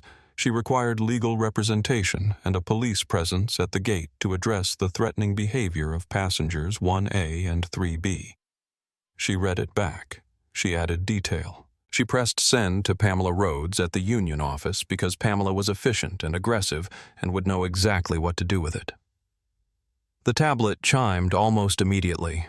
Diana opened the reply and read it. It was 3 sentences. The union was aware of the incident. Given the corroborated witness accounts and the footage from the forward cabin camera, the union would not be providing representation. Diana was advised to seek independent legal counsel. The union office requested no further contact. Diana read the email a second time. The tablet slipped from her fingers and clattered to the galley floor, face down. The sound muffled by the drone of the engines and the white noise of the economy cabin beyond the curtain. She did not pick it up. She understood, sitting in the rear galley at 38,000 feet over the Atlantic, that Pamela Rhodes had just done something that was not simply professional judgment. It was something personal and long considered and precisely timed, and that the particular efficiency of the response, the speed and the completeness of the withdrawal, was the signature of a decision that had been made a very long time ago and had simply been waiting for the right moment. 14 years of waiting, maybe. Diana did not know the exact number because she had not thought about Pamela Rhodes in years, had filed her in the category of things that had been managed and moved on from, and the particular blindness of that assumption was now one more thing on the list of things that were costing her everything. The light above her jump seat hummed softly. The engines droned. The curtain between economy and first class hung still. Brian passed the galley entrance with his cart and did not look in. Sophie passed the galley entrance from the other direction with a tray of drinks for first class and did not look in either, though Diana saw in the half-second Sophie was visible, that Sophie's expression had none of the nervous deference it usually carried around Diana, and that absence was in its way as complete a verdict as anything else that had happened in the past hour. Diana sat in her jump seat in the rear galley and did not move, and the plane continued its long, unhurried arc across the dark ocean, carrying her toward something she had no vocabulary for and no plan to address. A mark on a child's face is a bill that never stops collecting interest. The light changed first. It began as a thinning of the dark over the eastern horizon, a watercolor wash of gray that deepened gradually into the particular pale gold of early morning over the Atlantic in autumn, and the passengers in the first-class cabin who were awake, which was most of them because almost no one had been able to sleep. After what had happened, watched it through their windows with the shared quiet attention of people who have been through something together and are on the other side of it and are not yet ready to talk about what comes next. Eli had the window seat in 3B, which was not where he had expected to be spending this flight, given that his father had suite 1A at the front, but Nathaniel had taken the ottoman position across from him and had not moved from it in 5 hours, and the two of them had settled into the particular companionable silence of a long night coming to an end, the kind of silence that does not need to be filled because it is already full of everything that has been said and felt and endured. Eli had been watching the horizon for the past 20 minutes. Mum said England looks like a watercolor painting from up here, he said without looking away from the window. She said it looked like the paint hadn't dried yet, like someone was still deciding what color to make the fields. Nathaniel turned to look out the window beside his son. The coast of England had appeared in the distance, a darker line against the pale water, irregular and intimate in the early morning light, and he looked at it for a long moment. He did not speak. He put his hand on Eli's shoulder and left it there. The intercom clicked on. "Ladies and gentlemen," Captain Patterson said. and his voice had the careful, deliberate quality of a man who has been briefed and is delivering a message with full awareness of its implications. We are on final approach to London Heathrow. Due to operational requirements, we have been directed to proceed to a remote secure stand rather than our standard terminal gate. Please remain seated with your seatbelts fastened. Local authorities will be boarding upon landing. I appreciate your patience and cooperation." The cabin absorbed this in silence. A few passengers exchanged looks. One woman near the rear of first class whispered something to her companion, and the companion nodded with the expression of someone who has been following events closely enough to understand exactly what local authorities will be boarding means in this specific context. In the rear galley, Diana heard the announcement, and the last thin thread of the narrative she had been maintaining, the one in which the police presence at the gate was there for the boy, for the father, for the threatening behavior of passengers who had intimidated her and staged an assault on a dedicated crew member, snapped completely. She had known on some level since the Union email. But hearing the captain's words in the cold fluorescent light of the galley made it real in a different and final way. The Boeing 777 descended through cloud cover and emerged into a gray London morning, the city spreading below in all its dense, historic, irreplaceable specificity, the Thames a silver ribbon through the middle of it, and the runway approached with the inevitability of all things that have been set in motion and cannot be recalled. The wheels hit the tarmac with a heavy, decisive thud. The thrust reversers roared.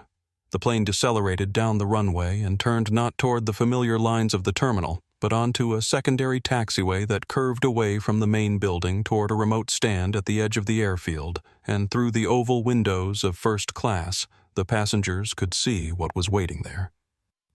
3 marked Metropolitan Police vehicles with blue lights turning a black Range Rover, a mobile staircase unit, and a group of figures in dark clothing standing at the base of the stairs. Oliver Marsh, looking out his window with the focused expression of a man cataloging what he sees for professional purposes, counted 3 uniformed officers and what appeared to be at least 4 civilians in airline executive dress.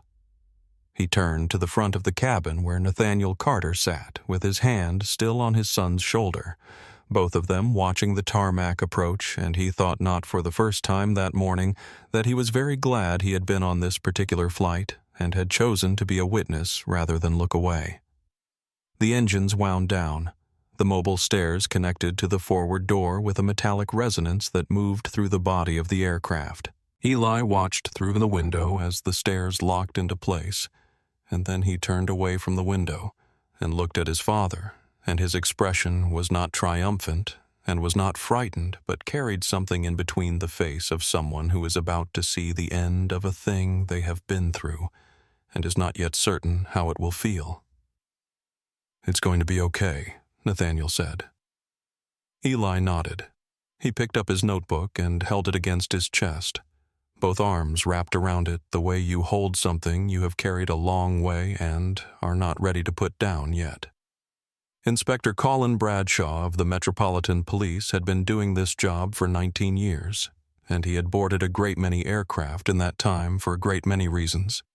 And he had developed a professional ability to read a room from the door, which was what he did when the forward cabin door of Flight 312 swung open, and he stepped into the first-class section with 2 constables behind him. The cabin told him the story immediately, in the way that rooms tell stories.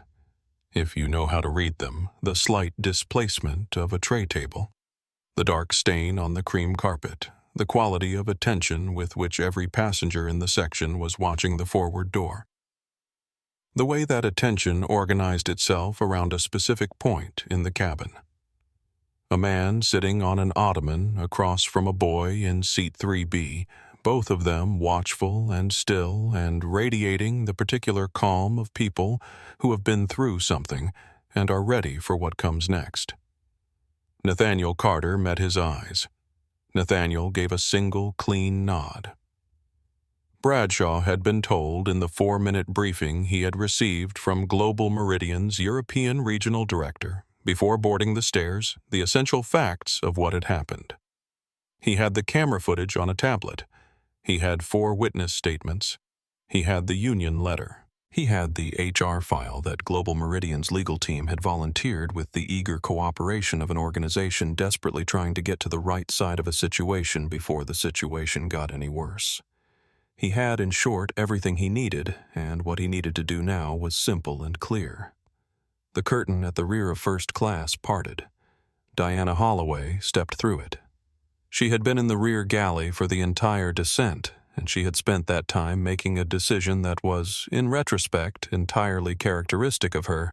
She had decided that she was going to control what happened next.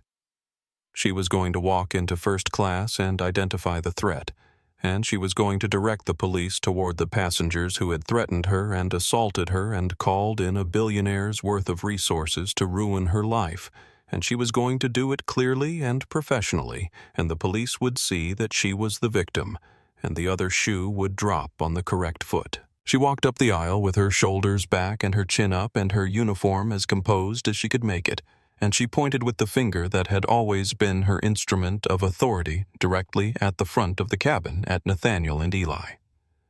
"Officers," she said, and her voice was clear and professional and carrying, "I am the senior purser of this aircraft. Those passengers, the man and the boy, those are the individuals you want. I was assaulted and threatened, and I filed a formal report, and I have been waiting for... Are you Diana Holloway?" Inspector Bradshaw's voice was not loud. It was the voice of someone who does not need volume, because he has something more reliable than volume, which is complete certainty about what he is doing and why. Diana stopped. The question landed differently from what she had expected. She had expected, "Yes, thank God you're here," or some version of it, not, "Are you?" Not her name as a question rather than a greeting. She processed the distinction in the space of a breath, and in that breath, something shifted in her chest, a small but irreversible tectonic movement. "Yes," she said more carefully than before. "Yes, I'm Diana Holloway. I filed the Diana Holloway Inspector," Bradshaw said, stepping forward down the aisle toward her with a measured, unhurried pace that she recognized from the other side of an experience she had never had. "You are under arrest on suspicion of assault, occasioning actual bodily harm against a minor and child cruelty." The cabin was absolutely, completely silent. Diana's face went through a sequence of expressions that corresponded to the stages of a collapse. First, the blankness of not understanding.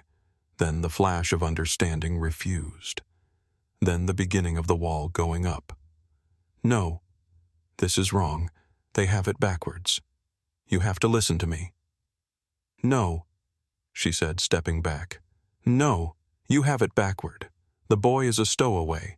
He's an economy passenger who doesn't belong here, and his father threatened." "Place your hands behind your back, please," said the constable to Bradshaw's left, stepping around the inspector with the professional, unhurried efficiency of someone executing a practiced procedure. "You can't do this," Diana said louder now, the professional composure breaking in real time like ice that has been underweight for too long and has finally reached the failure point. And she looked around the cabin at the watching passengers, at Sophie standing in the galley entrance, and then she looked at Nathaniel Carter, and her voice changed, entirely stripped of authority and performance, and what came out was the voice of someone who has just understood something too late. "Tell them. Tell them it was a mistake. I didn't know who you were. I didn't know." Nathaniel stood up.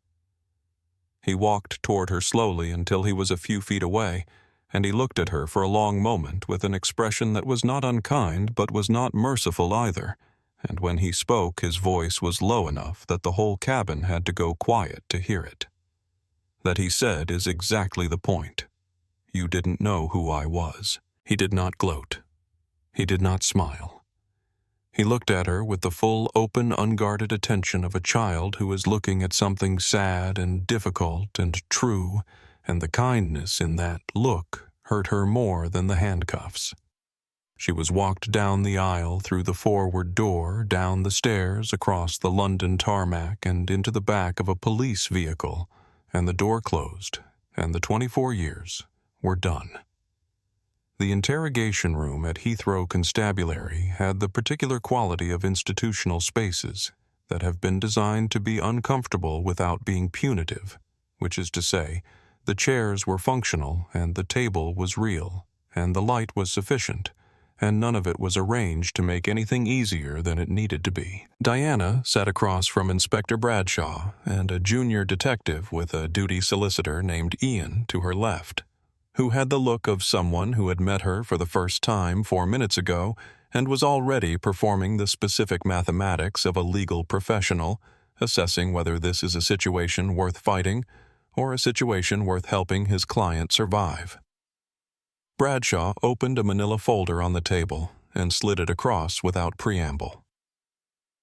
"We have sworn statements from Nathaniel Carter, Eli Carter, Oliver Marsh, and Eleanor Voss," he said with the flat precision of someone reading from a record.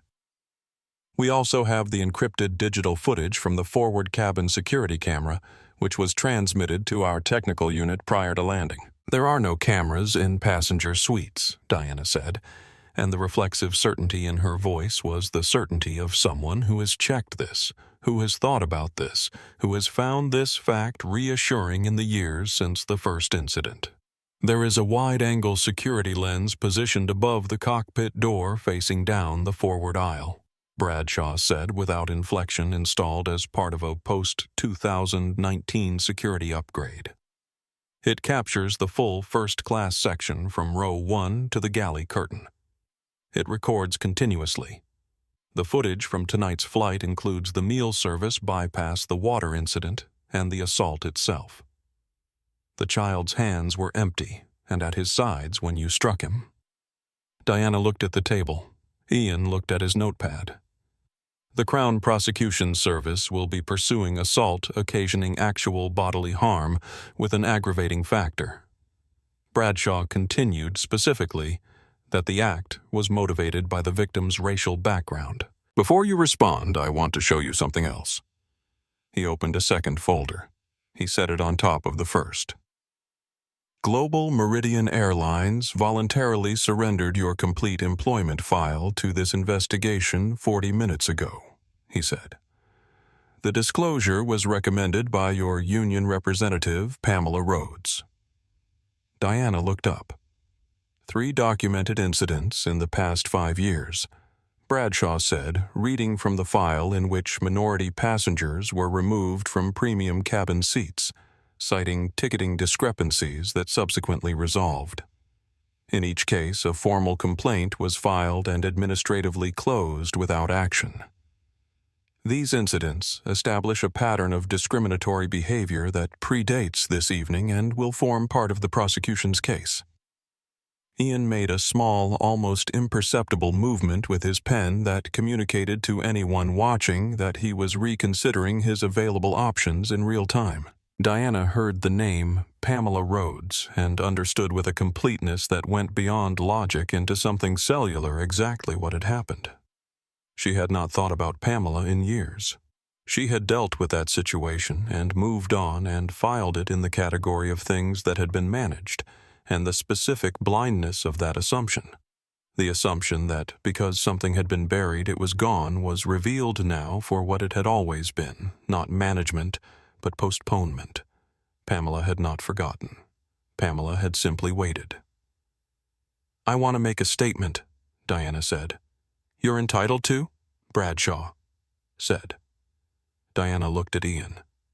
Ian looked at her with an expression that said very clearly that whatever statement she was about to make would be most useful to her future if it was very short and included very few facts. Diana looked at the table. The room was quiet, and the light was flat, and the 24 years were in the folder in front of her, organized and labeled and entirely beyond her control, and the distance between the self she had believed she was and the record that was sitting on this table was not a gap she knew how to cross. She had nothing to say. The private executive lounge that Global Meridian maintained at Heathrow for its premium passengers and corporate guests had the quality of expensive rooms everywhere, warm lighting, tasteful furniture, in neutral tones. a surface of calm that suggested nothing in here had ever been urgent or uncomfortable. It was not designed for the kind of conversation that was about to happen in it, and the gap between its intended function and its actual use that morning was in its way a precise metaphor for a great deal of what had happened in the past 12 hours. Nathaniel Carter sat in a chair that would have been comfortable under other circumstances, a cup of black coffee cooling on the table beside him, untouched. Isaac Holt sat across from him, a legal pad covered in dense, rapid handwriting balanced on his knee, a tablet open beside it, displaying a preliminary brief his team had assembled in the 6 hours since Nathaniel's call from the aircraft. Eli was asleep on the sofa at the far end of the room, stretched out with his shoes off, and Nathaniel's cashmere hoodie draped over his shoulders as a blanket, his bruised cheek resting on a silk cushion, his notebook held loosely in one hand, even in sleep, as if he had not quite decided whether he was done with it for the night. Nathaniel looked at his son while he talked. "Gerald Ashton called while you were giving your statement," Isaac said. "He's offering $15 million, a formal public apology, and a lifetime first-class designation for you and Eli." Nathaniel looked at Eli's cheek. "Tell him to keep the money," he said. Isaac did not appear surprised. Terms, Nathaniel was quiet for a moment. He looked out the window of the executive lounge at the gray Heathrow morning, the planes moving on the tarmac in their slow, purposeful arcs. And he thought about what Eli had said on the aircraft, the quiet certainty of it. "I want there to be a place where kids who look like me learn that the sky belongs to them too." And he thought about Diane, who had been an aerospace engineer, and about the gap between the world as it was and the world as it should have been for the past 30 years, and about what the specific leverage he currently held over a major international airline was actually for. $60 million, he said. Punitive damages. "Not a cent of it to me," Isaac wrote. "It all goes into a foundation," Nathaniel continued. "The Eli Carter Foundation for Aerospace Education. Fully funded flight school aeronautics engineering degrees, astrophysics programs. The beneficiaries are exclusively students from underrepresented communities who could not otherwise access these programs. No means testing bureaucracy. Merit plus need decided by an independent selection panel." "Agreed," Isaac said, writing rapidly. "Global Meridian guarantees employment to 100% of the Foundation's graduates for the first 5 years of the program. Not internships, not entry-level positions on sufferance.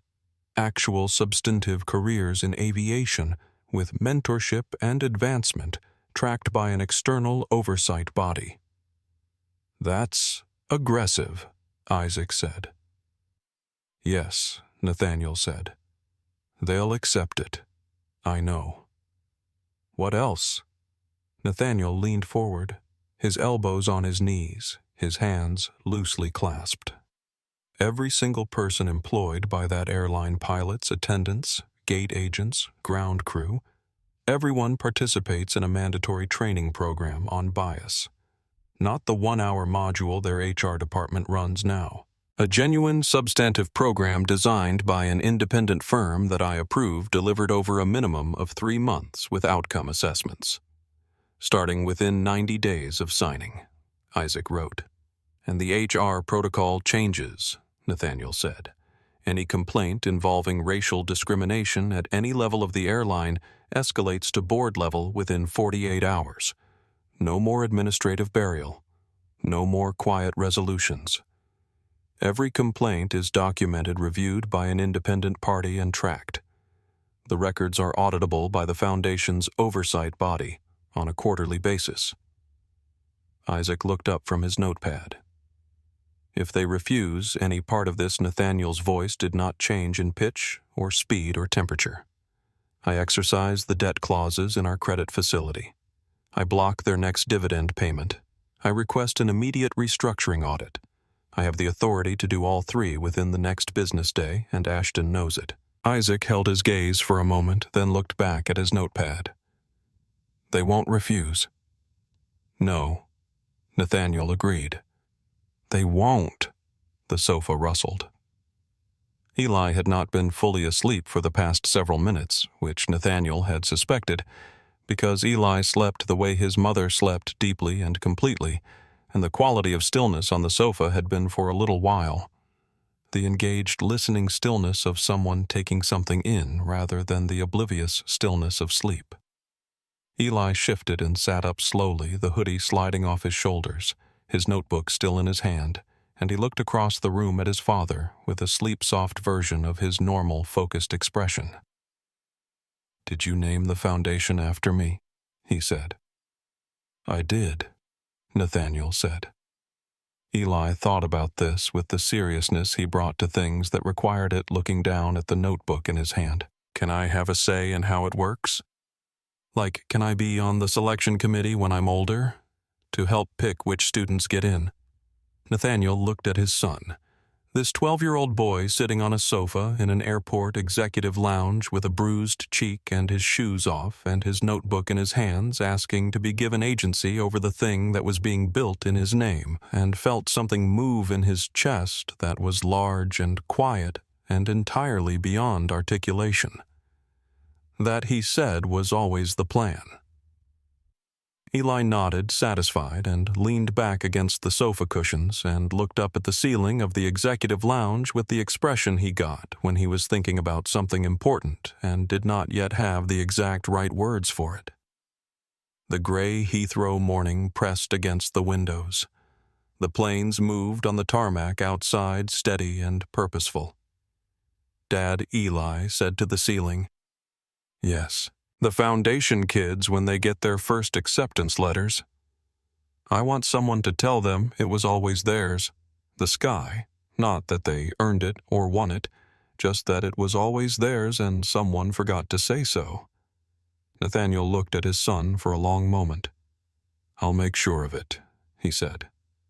The offices of the Global Meridian Cabin Crew Union were on the 4th floor of a building in Hammersmith that had the particular aesthetic of an organization that takes itself seriously and has limited budget for the parts of the building that clients never see: a serviceable desk, a good chair, a window that looked onto a street that did not look onto anything remarkable. Pamela Rhodes had been in this office for 6 years, and she had arranged it exactly to her satisfaction, which meant it was organized in a way that looked simple, but contained an enormous amount of information in immediately retrievable form, because Pamela's entire professional philosophy was built on the principle that you could not act on something you could not find quickly. She had been awake since 5:47 in the morning. The incident report from Flight 312 had come across her desk at that hour, forwarded from Global Meridian's overnight duty manager with the subject line "Urgent Cabin Crew Incident JFK" to LHR, and the body of the email containing 3 sentences that told her with the spare efficiency of crisis communications that a senior purser had struck a minor passenger, that the minor was the son of a significant airline shareholder, and that the senior purser was requesting union representation. Pamela had read it once. She had set the phone face down on her desk and sat for a moment in the particular quality of silence that follows the arrival of information. You have been in some part of yourself waiting to receive for a long time.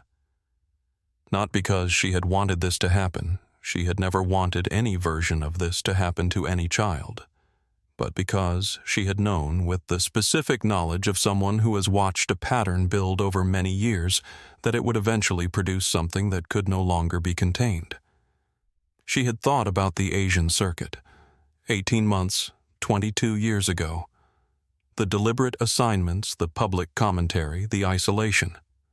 The complaint she had filed that had been read and filed and quietly put away by a manager who had known Diana Holloway longer than he had known Pamela Rhodes, and had made a straightforward calculation about which relationship was more valuable.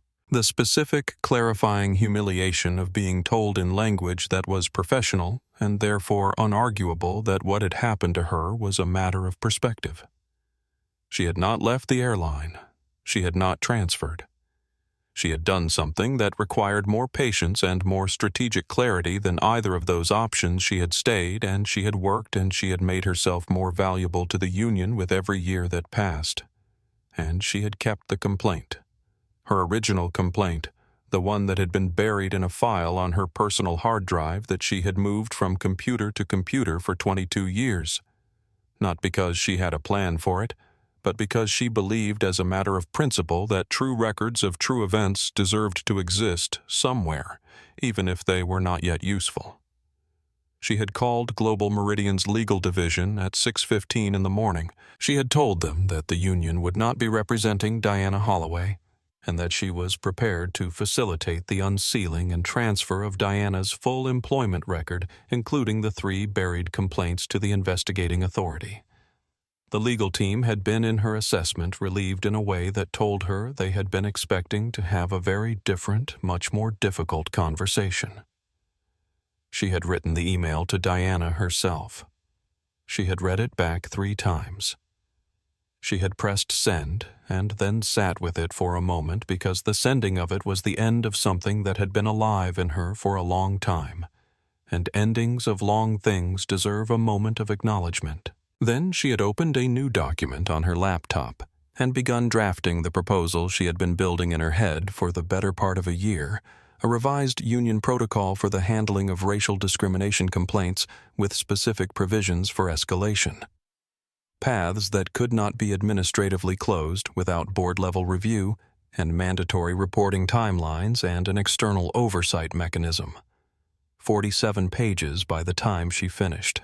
She had sent it to the union's policy committee by 11 o'clock that morning. She had not mentioned Diana Holloway's name anywhere in the document. The document did not need to say where it came from to say what it meant. The best institutional changes Pamela had learned were the ones that outlasted their origins, the ones that became after enough time simply the way things were done. She closed her laptop at noon and went to get lunch, and the street outside was ordinary and full of people, and the morning's work was done, and she felt walking down the Hammersmith pavement with her coat collar up against the October air, the particular quiet satisfaction of someone who has finished something that needed finishing. The sky belongs to those who refuse to be told otherwise. The Central Criminal Court of England and Wales, known to everyone in the legal profession, and most people outside it, as the Old Bailey, sits on a street of the same name in the city of London, and its dome and its bronze statue of Justice and its stone facade carry the specific visual authority of a building that has been in the business of consequence for a very long time. In late spring, the plane trees along the street have leaves that are just reaching their full size, and the light on a clear morning is the particular sharp gold of English spring, and it fell across the stone steps on the morning of Diana Holloway's sentencing, with a beauty that had nothing to do with what was happening inside the building, and did not pretend to. The media had been there since early morning. 8 months of proceedings had not diminished the public interest in the case, which had become in the way that certain cases do a vessel for a much larger conversation about who is seen and who is not, about the protection that institutional authority provides to certain kinds of people and withholds from others, about what justice looks like when it actually happens, and whether that looks the way we thought it would. Nathaniel Carter had spent those 8 months correcting the public framing of the case in every interview he gave, which was not many, because he was deliberate about his public presence in the way of someone who has learned that overexposure costs more than silence. The story people wanted to tell, billionaire sets trap for prejudiced flight attendant, reveals himself at crucial moment, watches justice unfold, was not the story. The story was a 12-year-old boy who had done everything correctly, who had been polite and prepared and utterly legitimate, and who had been struck across the face in front of a cabin of witnesses for the crime of sitting in a seat that his father had paid for. That was the story. Nathaniel said it every time in exactly those words. Inside courtroom 4. Diana Holloway stood in the defendant's dock behind glass, and the 8 months had remade her in ways that a photograph would have captured, but that a description could only approximate not the grooming, not the surface presentation because those were intact, but something structural, the particular quality that had defined her for 24 years, the certainty that she occupied a position of unchallenged authority was simply gone, and without it, she looked smaller than she was. Global Meridian had countersued for breach of contract and gross misconduct within 6 weeks of the arrest. The pension she had built over 24 years of service, a not insignificant sum, had been legally extinguished before the criminal trial began. She had retained private counsel for 2 months before the fees became unsustainable, and her current barrister was a capable but clearly stretched junior who was doing his best with a brief that did not have a great deal to work with. Oliver Marsh was in the gallery 2 rows behind Nathaniel. He had flown in from London for the trial's final days and had given his witness testimony with the clean, precise clarity of a man who remembered what he had seen exactly as he had seen it. Eleanor Voss sat beside him, her knitting bag at her feet unopened. Nathaniel and Eli sat together in the front row of the gallery. Eli was 13 now, and he had grown not dramatically, but perceptibly the way you notice a plant has grown when you have been looking at it every day, and the change is gradual, and he wore a navy suit that had been made for him by the same tailor who made his father's, and he held his black notebook on his knee with both hands. Judge Patricia Okafor adjusted her glasses and looked at Diana Holloway with the expression of a woman who has read everything, seen everything, and is not going to be in a hurry. "Diana Holloway," she said, and her voice carried with the effortless authority of someone who does not need volume. "You have been found guilty by this jury of assault occasioning actual bodily harm and child cruelty. During this trial, your defense team attempted to construct a picture of a stressed professional reacting to a disorienting situation. The evidence did not support that picture." She gestured toward the screen where during the trial the camera footage had been played. "You did not strike this child out of fear. The footage is unambiguous on that point.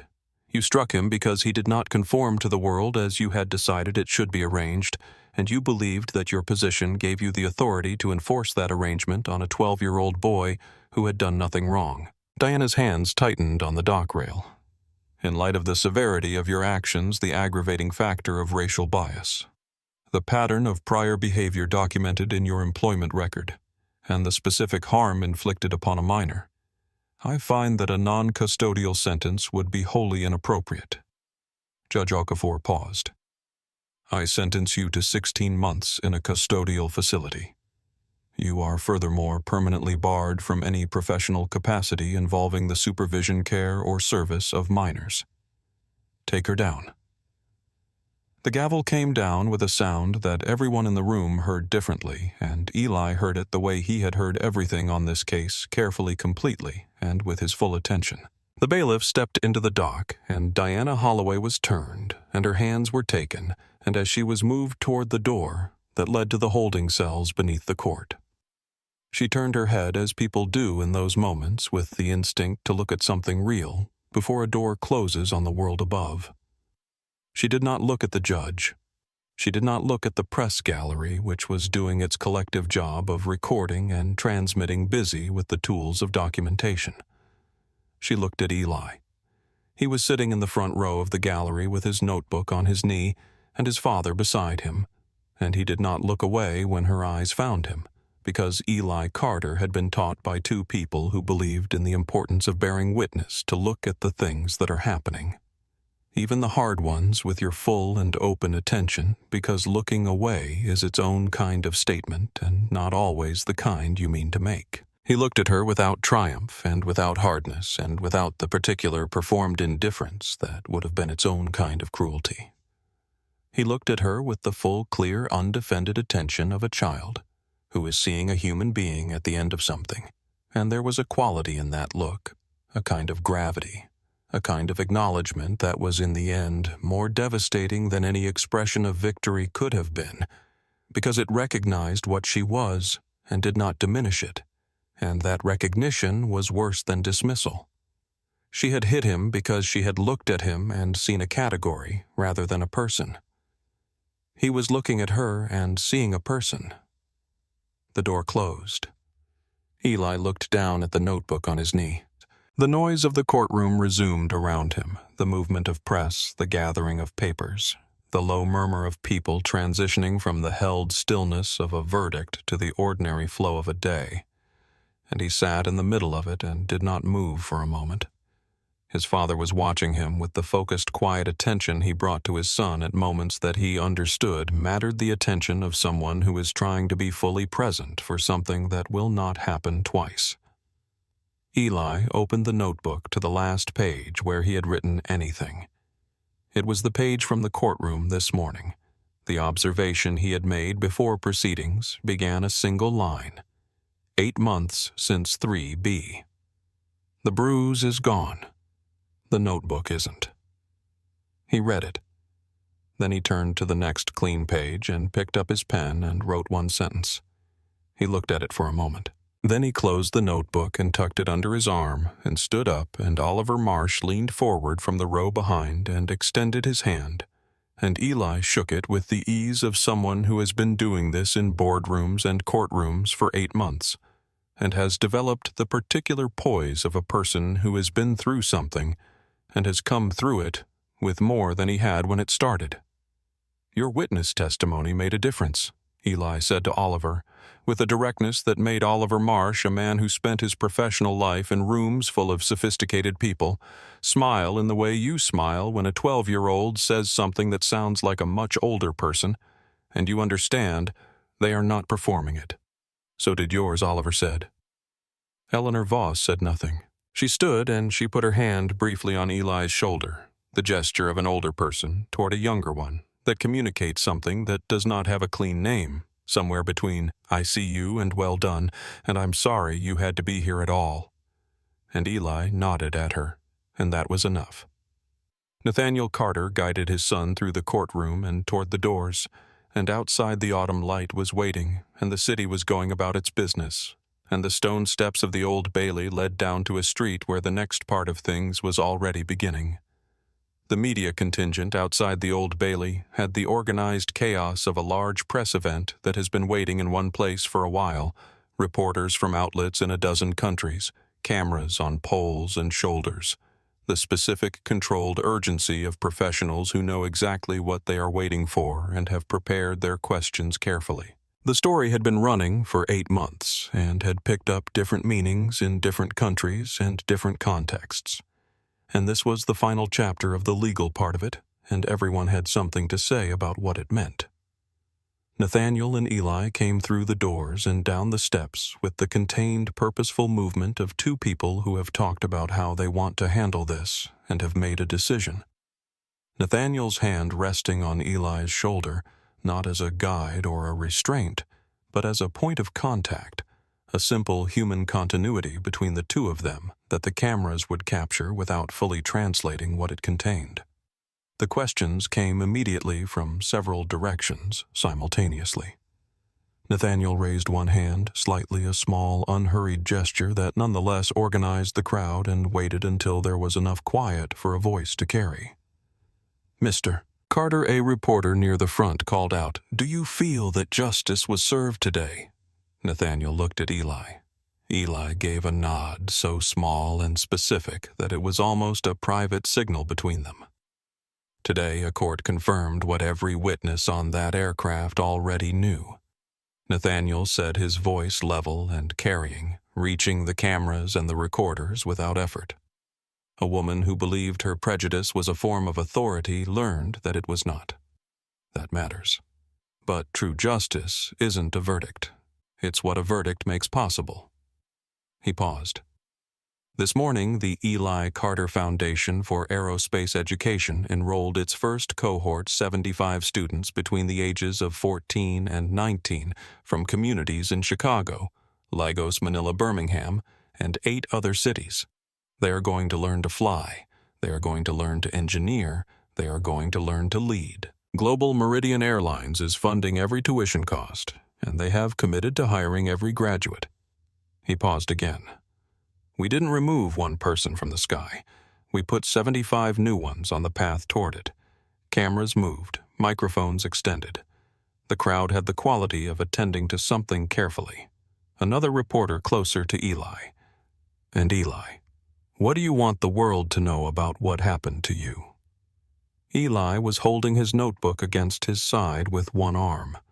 He looked at the reporter with his full attention, And then he looked out at the assembled cameras and faces with the particular directness that had been in him since childhood, and that the past 8 months had done nothing to reduce.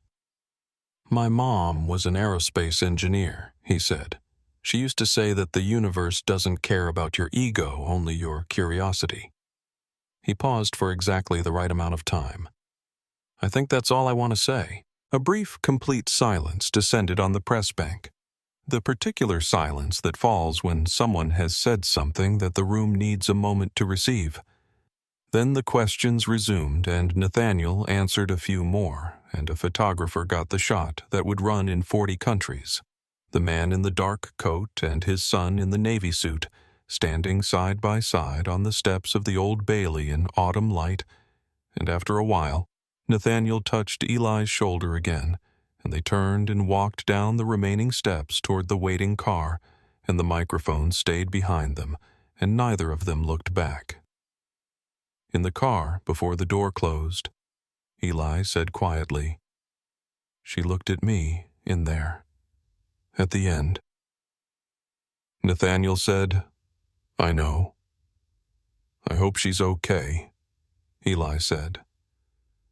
"I mean, not okay. I know what she did. I just mean I hope she figures out what went wrong." Nathaniel looked at his son for a long moment.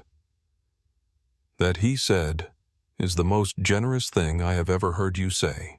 Mom would have said it first," Eli said simply, and then the car door closed and they were moving and London went by the windows in its beautiful, indifferent, unceasing way. The car moved through the city of London in the unhurried way of a vehicle that does not need to be anywhere in a hurry through streets that had been trading and disputing and building and rebuilding for 1,000 years. And the light was the particular October gold of a city that does autumn better than almost anywhere, and Eli sat beside his father with his notebook on his knee and the city going by outside his window. After a while he opened the notebook. He found the page from this morning, 8 months since 3B. The bruise is gone. The notebook isn't, and he read it, and then he turned the page to the sentence he had written after the verdict in the courtroom before everything that came after. He held the notebook out toward his father, tilted, so Nathaniel could read it. Nathaniel read it. He read it once, and then he read it again, and the second time he held his eyes on it longer the way you hold your eyes on something when the first reading was about understanding the words, and the second reading is about understanding the person who wrote them. Eli had written PSRB 1919 plus 2 1 first. Dismissed, then discovered, then named. That is the whole story. He had written it in his small, neat, entirely legible print in the center of a clean page with nothing else on it. "That's the neutron star," Nathaniel said. "Yeah," Eli said. "The one that was mistaken for aliens. The one that was there the whole time doing exactly what it was doing before anyone had the right language for it." The car moved through a junction and turned onto a broader road, and the dome of St. Paul's came into view briefly through the windscreen, before the angle shifted and it was gone. "The foundation kids," Eli said, "when they get their first acceptance letters, I want them to know that. Not that they earned something that was out of reach. That it was always theirs. They were just waiting for someone to use the right language." Nathaniel looked at his son for a long moment. Outside the car window, London continued its business buses and pedestrians, and the ordinary miracle of a city functioning. And inside the car, it was quiet in the way that it is quiet when two people have said the important thing and do not need to continue saying it. He put his hand on Eli's shoulder and held it there. The action contained what he would not have been able to say without diminishing the entirety of the past 8 months, and the 3 years before them, and the 12 years before those, and the ongoing daily specific love of a father for a son who has grown into someone you did not fully anticipate and cannot entirely account for, which is the best thing that can happen when you raise a person. It was all there in the weight of his hand, and Eli felt it and leaned slightly into it, and neither of them said anything for a while. The notebook stayed open on Eli's knee, the single sentence visible on the clean page. PSR, B1919 plus 2, 1 first, dismissed, then discovered, then named. That is the whole story. After a while, Eli reached down and turned to the next blank page. He picked up his pen. He sat with the pen against the paper for a moment, not writing, just resting it there, and then he looked out the window at the city and thought about 75 kids in 14 cities who had just been told for the first time, or perhaps the 10th time, or perhaps in a way they were finally ready to hear that the sky was theirs. He smiled. Small Private turned toward the window so that only the reflection of it was visible, and he wrote one more line. Then he closed the notebook and the car moved and the city went by, and the sky above London was the particular clear blue of a morning that has decided to be generous, and it stretched from one horizon to the other without a single visible boundary. Diana Holloway began her sentence at Bronzefield Women's Prison in Surrey on a Tuesday in October, and the particulars of her arrival. The processing, the uniform, the assignment to a wing are the particulars of an institution doing what institutions do, unremarkable in their mechanics, total in their effect. She had been for 24 years a person defined by a specific and powerful role, by the authority it carried, and the identity it provided. And the removal of that role was in the end the most complete consequence of everything she had set in motion. Not the loss of money or freedom, though those were real, but the loss of the frame within which she had understood herself. No one came to visit in the first week. The white space of that absence was in its way the most honest mirror she had ever looked into. She had time now in the way that people who have had very little of it are suddenly given enormous quantities time to think about the specific architecture of the assumptions she had carried for 2 decades, where they had come from, how they had been reinforced, why they had felt not like prejudice, but like knowledge, like expertise, like the accumulated wisdom of a professional life. She did not arrive at these thoughts easily or all at once. They came the way hard things come in pieces at inconvenient hours without resolution. But they came. Whether they would produce anything permanent was not something that could be said from the outside, and the story does not claim to know. What the story knows is that she had, for the first time in her adult life, nothing to do except reckon with the distance between who she had believed she was and what the record showed she had actually done. Pamela Rhodes's proposal for revised union discrimination protocols was adopted by the Global Meridian Cabin Crew Union 6 weeks after the verdict, and by 2 other major airline unions within the following quarter in modified form, under different names with different specifics tailored to different contexts. By the following year, the framework she had drafted, the escalation paths, the external oversight mechanism, the mandatory timelines had become, in the industry, the model against which other frameworks were assessed. Her name was not widely associated with it outside the union world, which was how she had designed it, because she understood that the most durable changes are the ones that become simply the way things are done, rather than being permanently attached to the person who initiated them. She continued her work. She took on 2 junior colleagues whom she mentored with a directness and a seriousness that they would describe much later as the most formative professional experience of their lives. She did not give interviews about the Diana Holloway case. She had said everything she needed to say in 47 pages of policy language, and she was satisfied with that.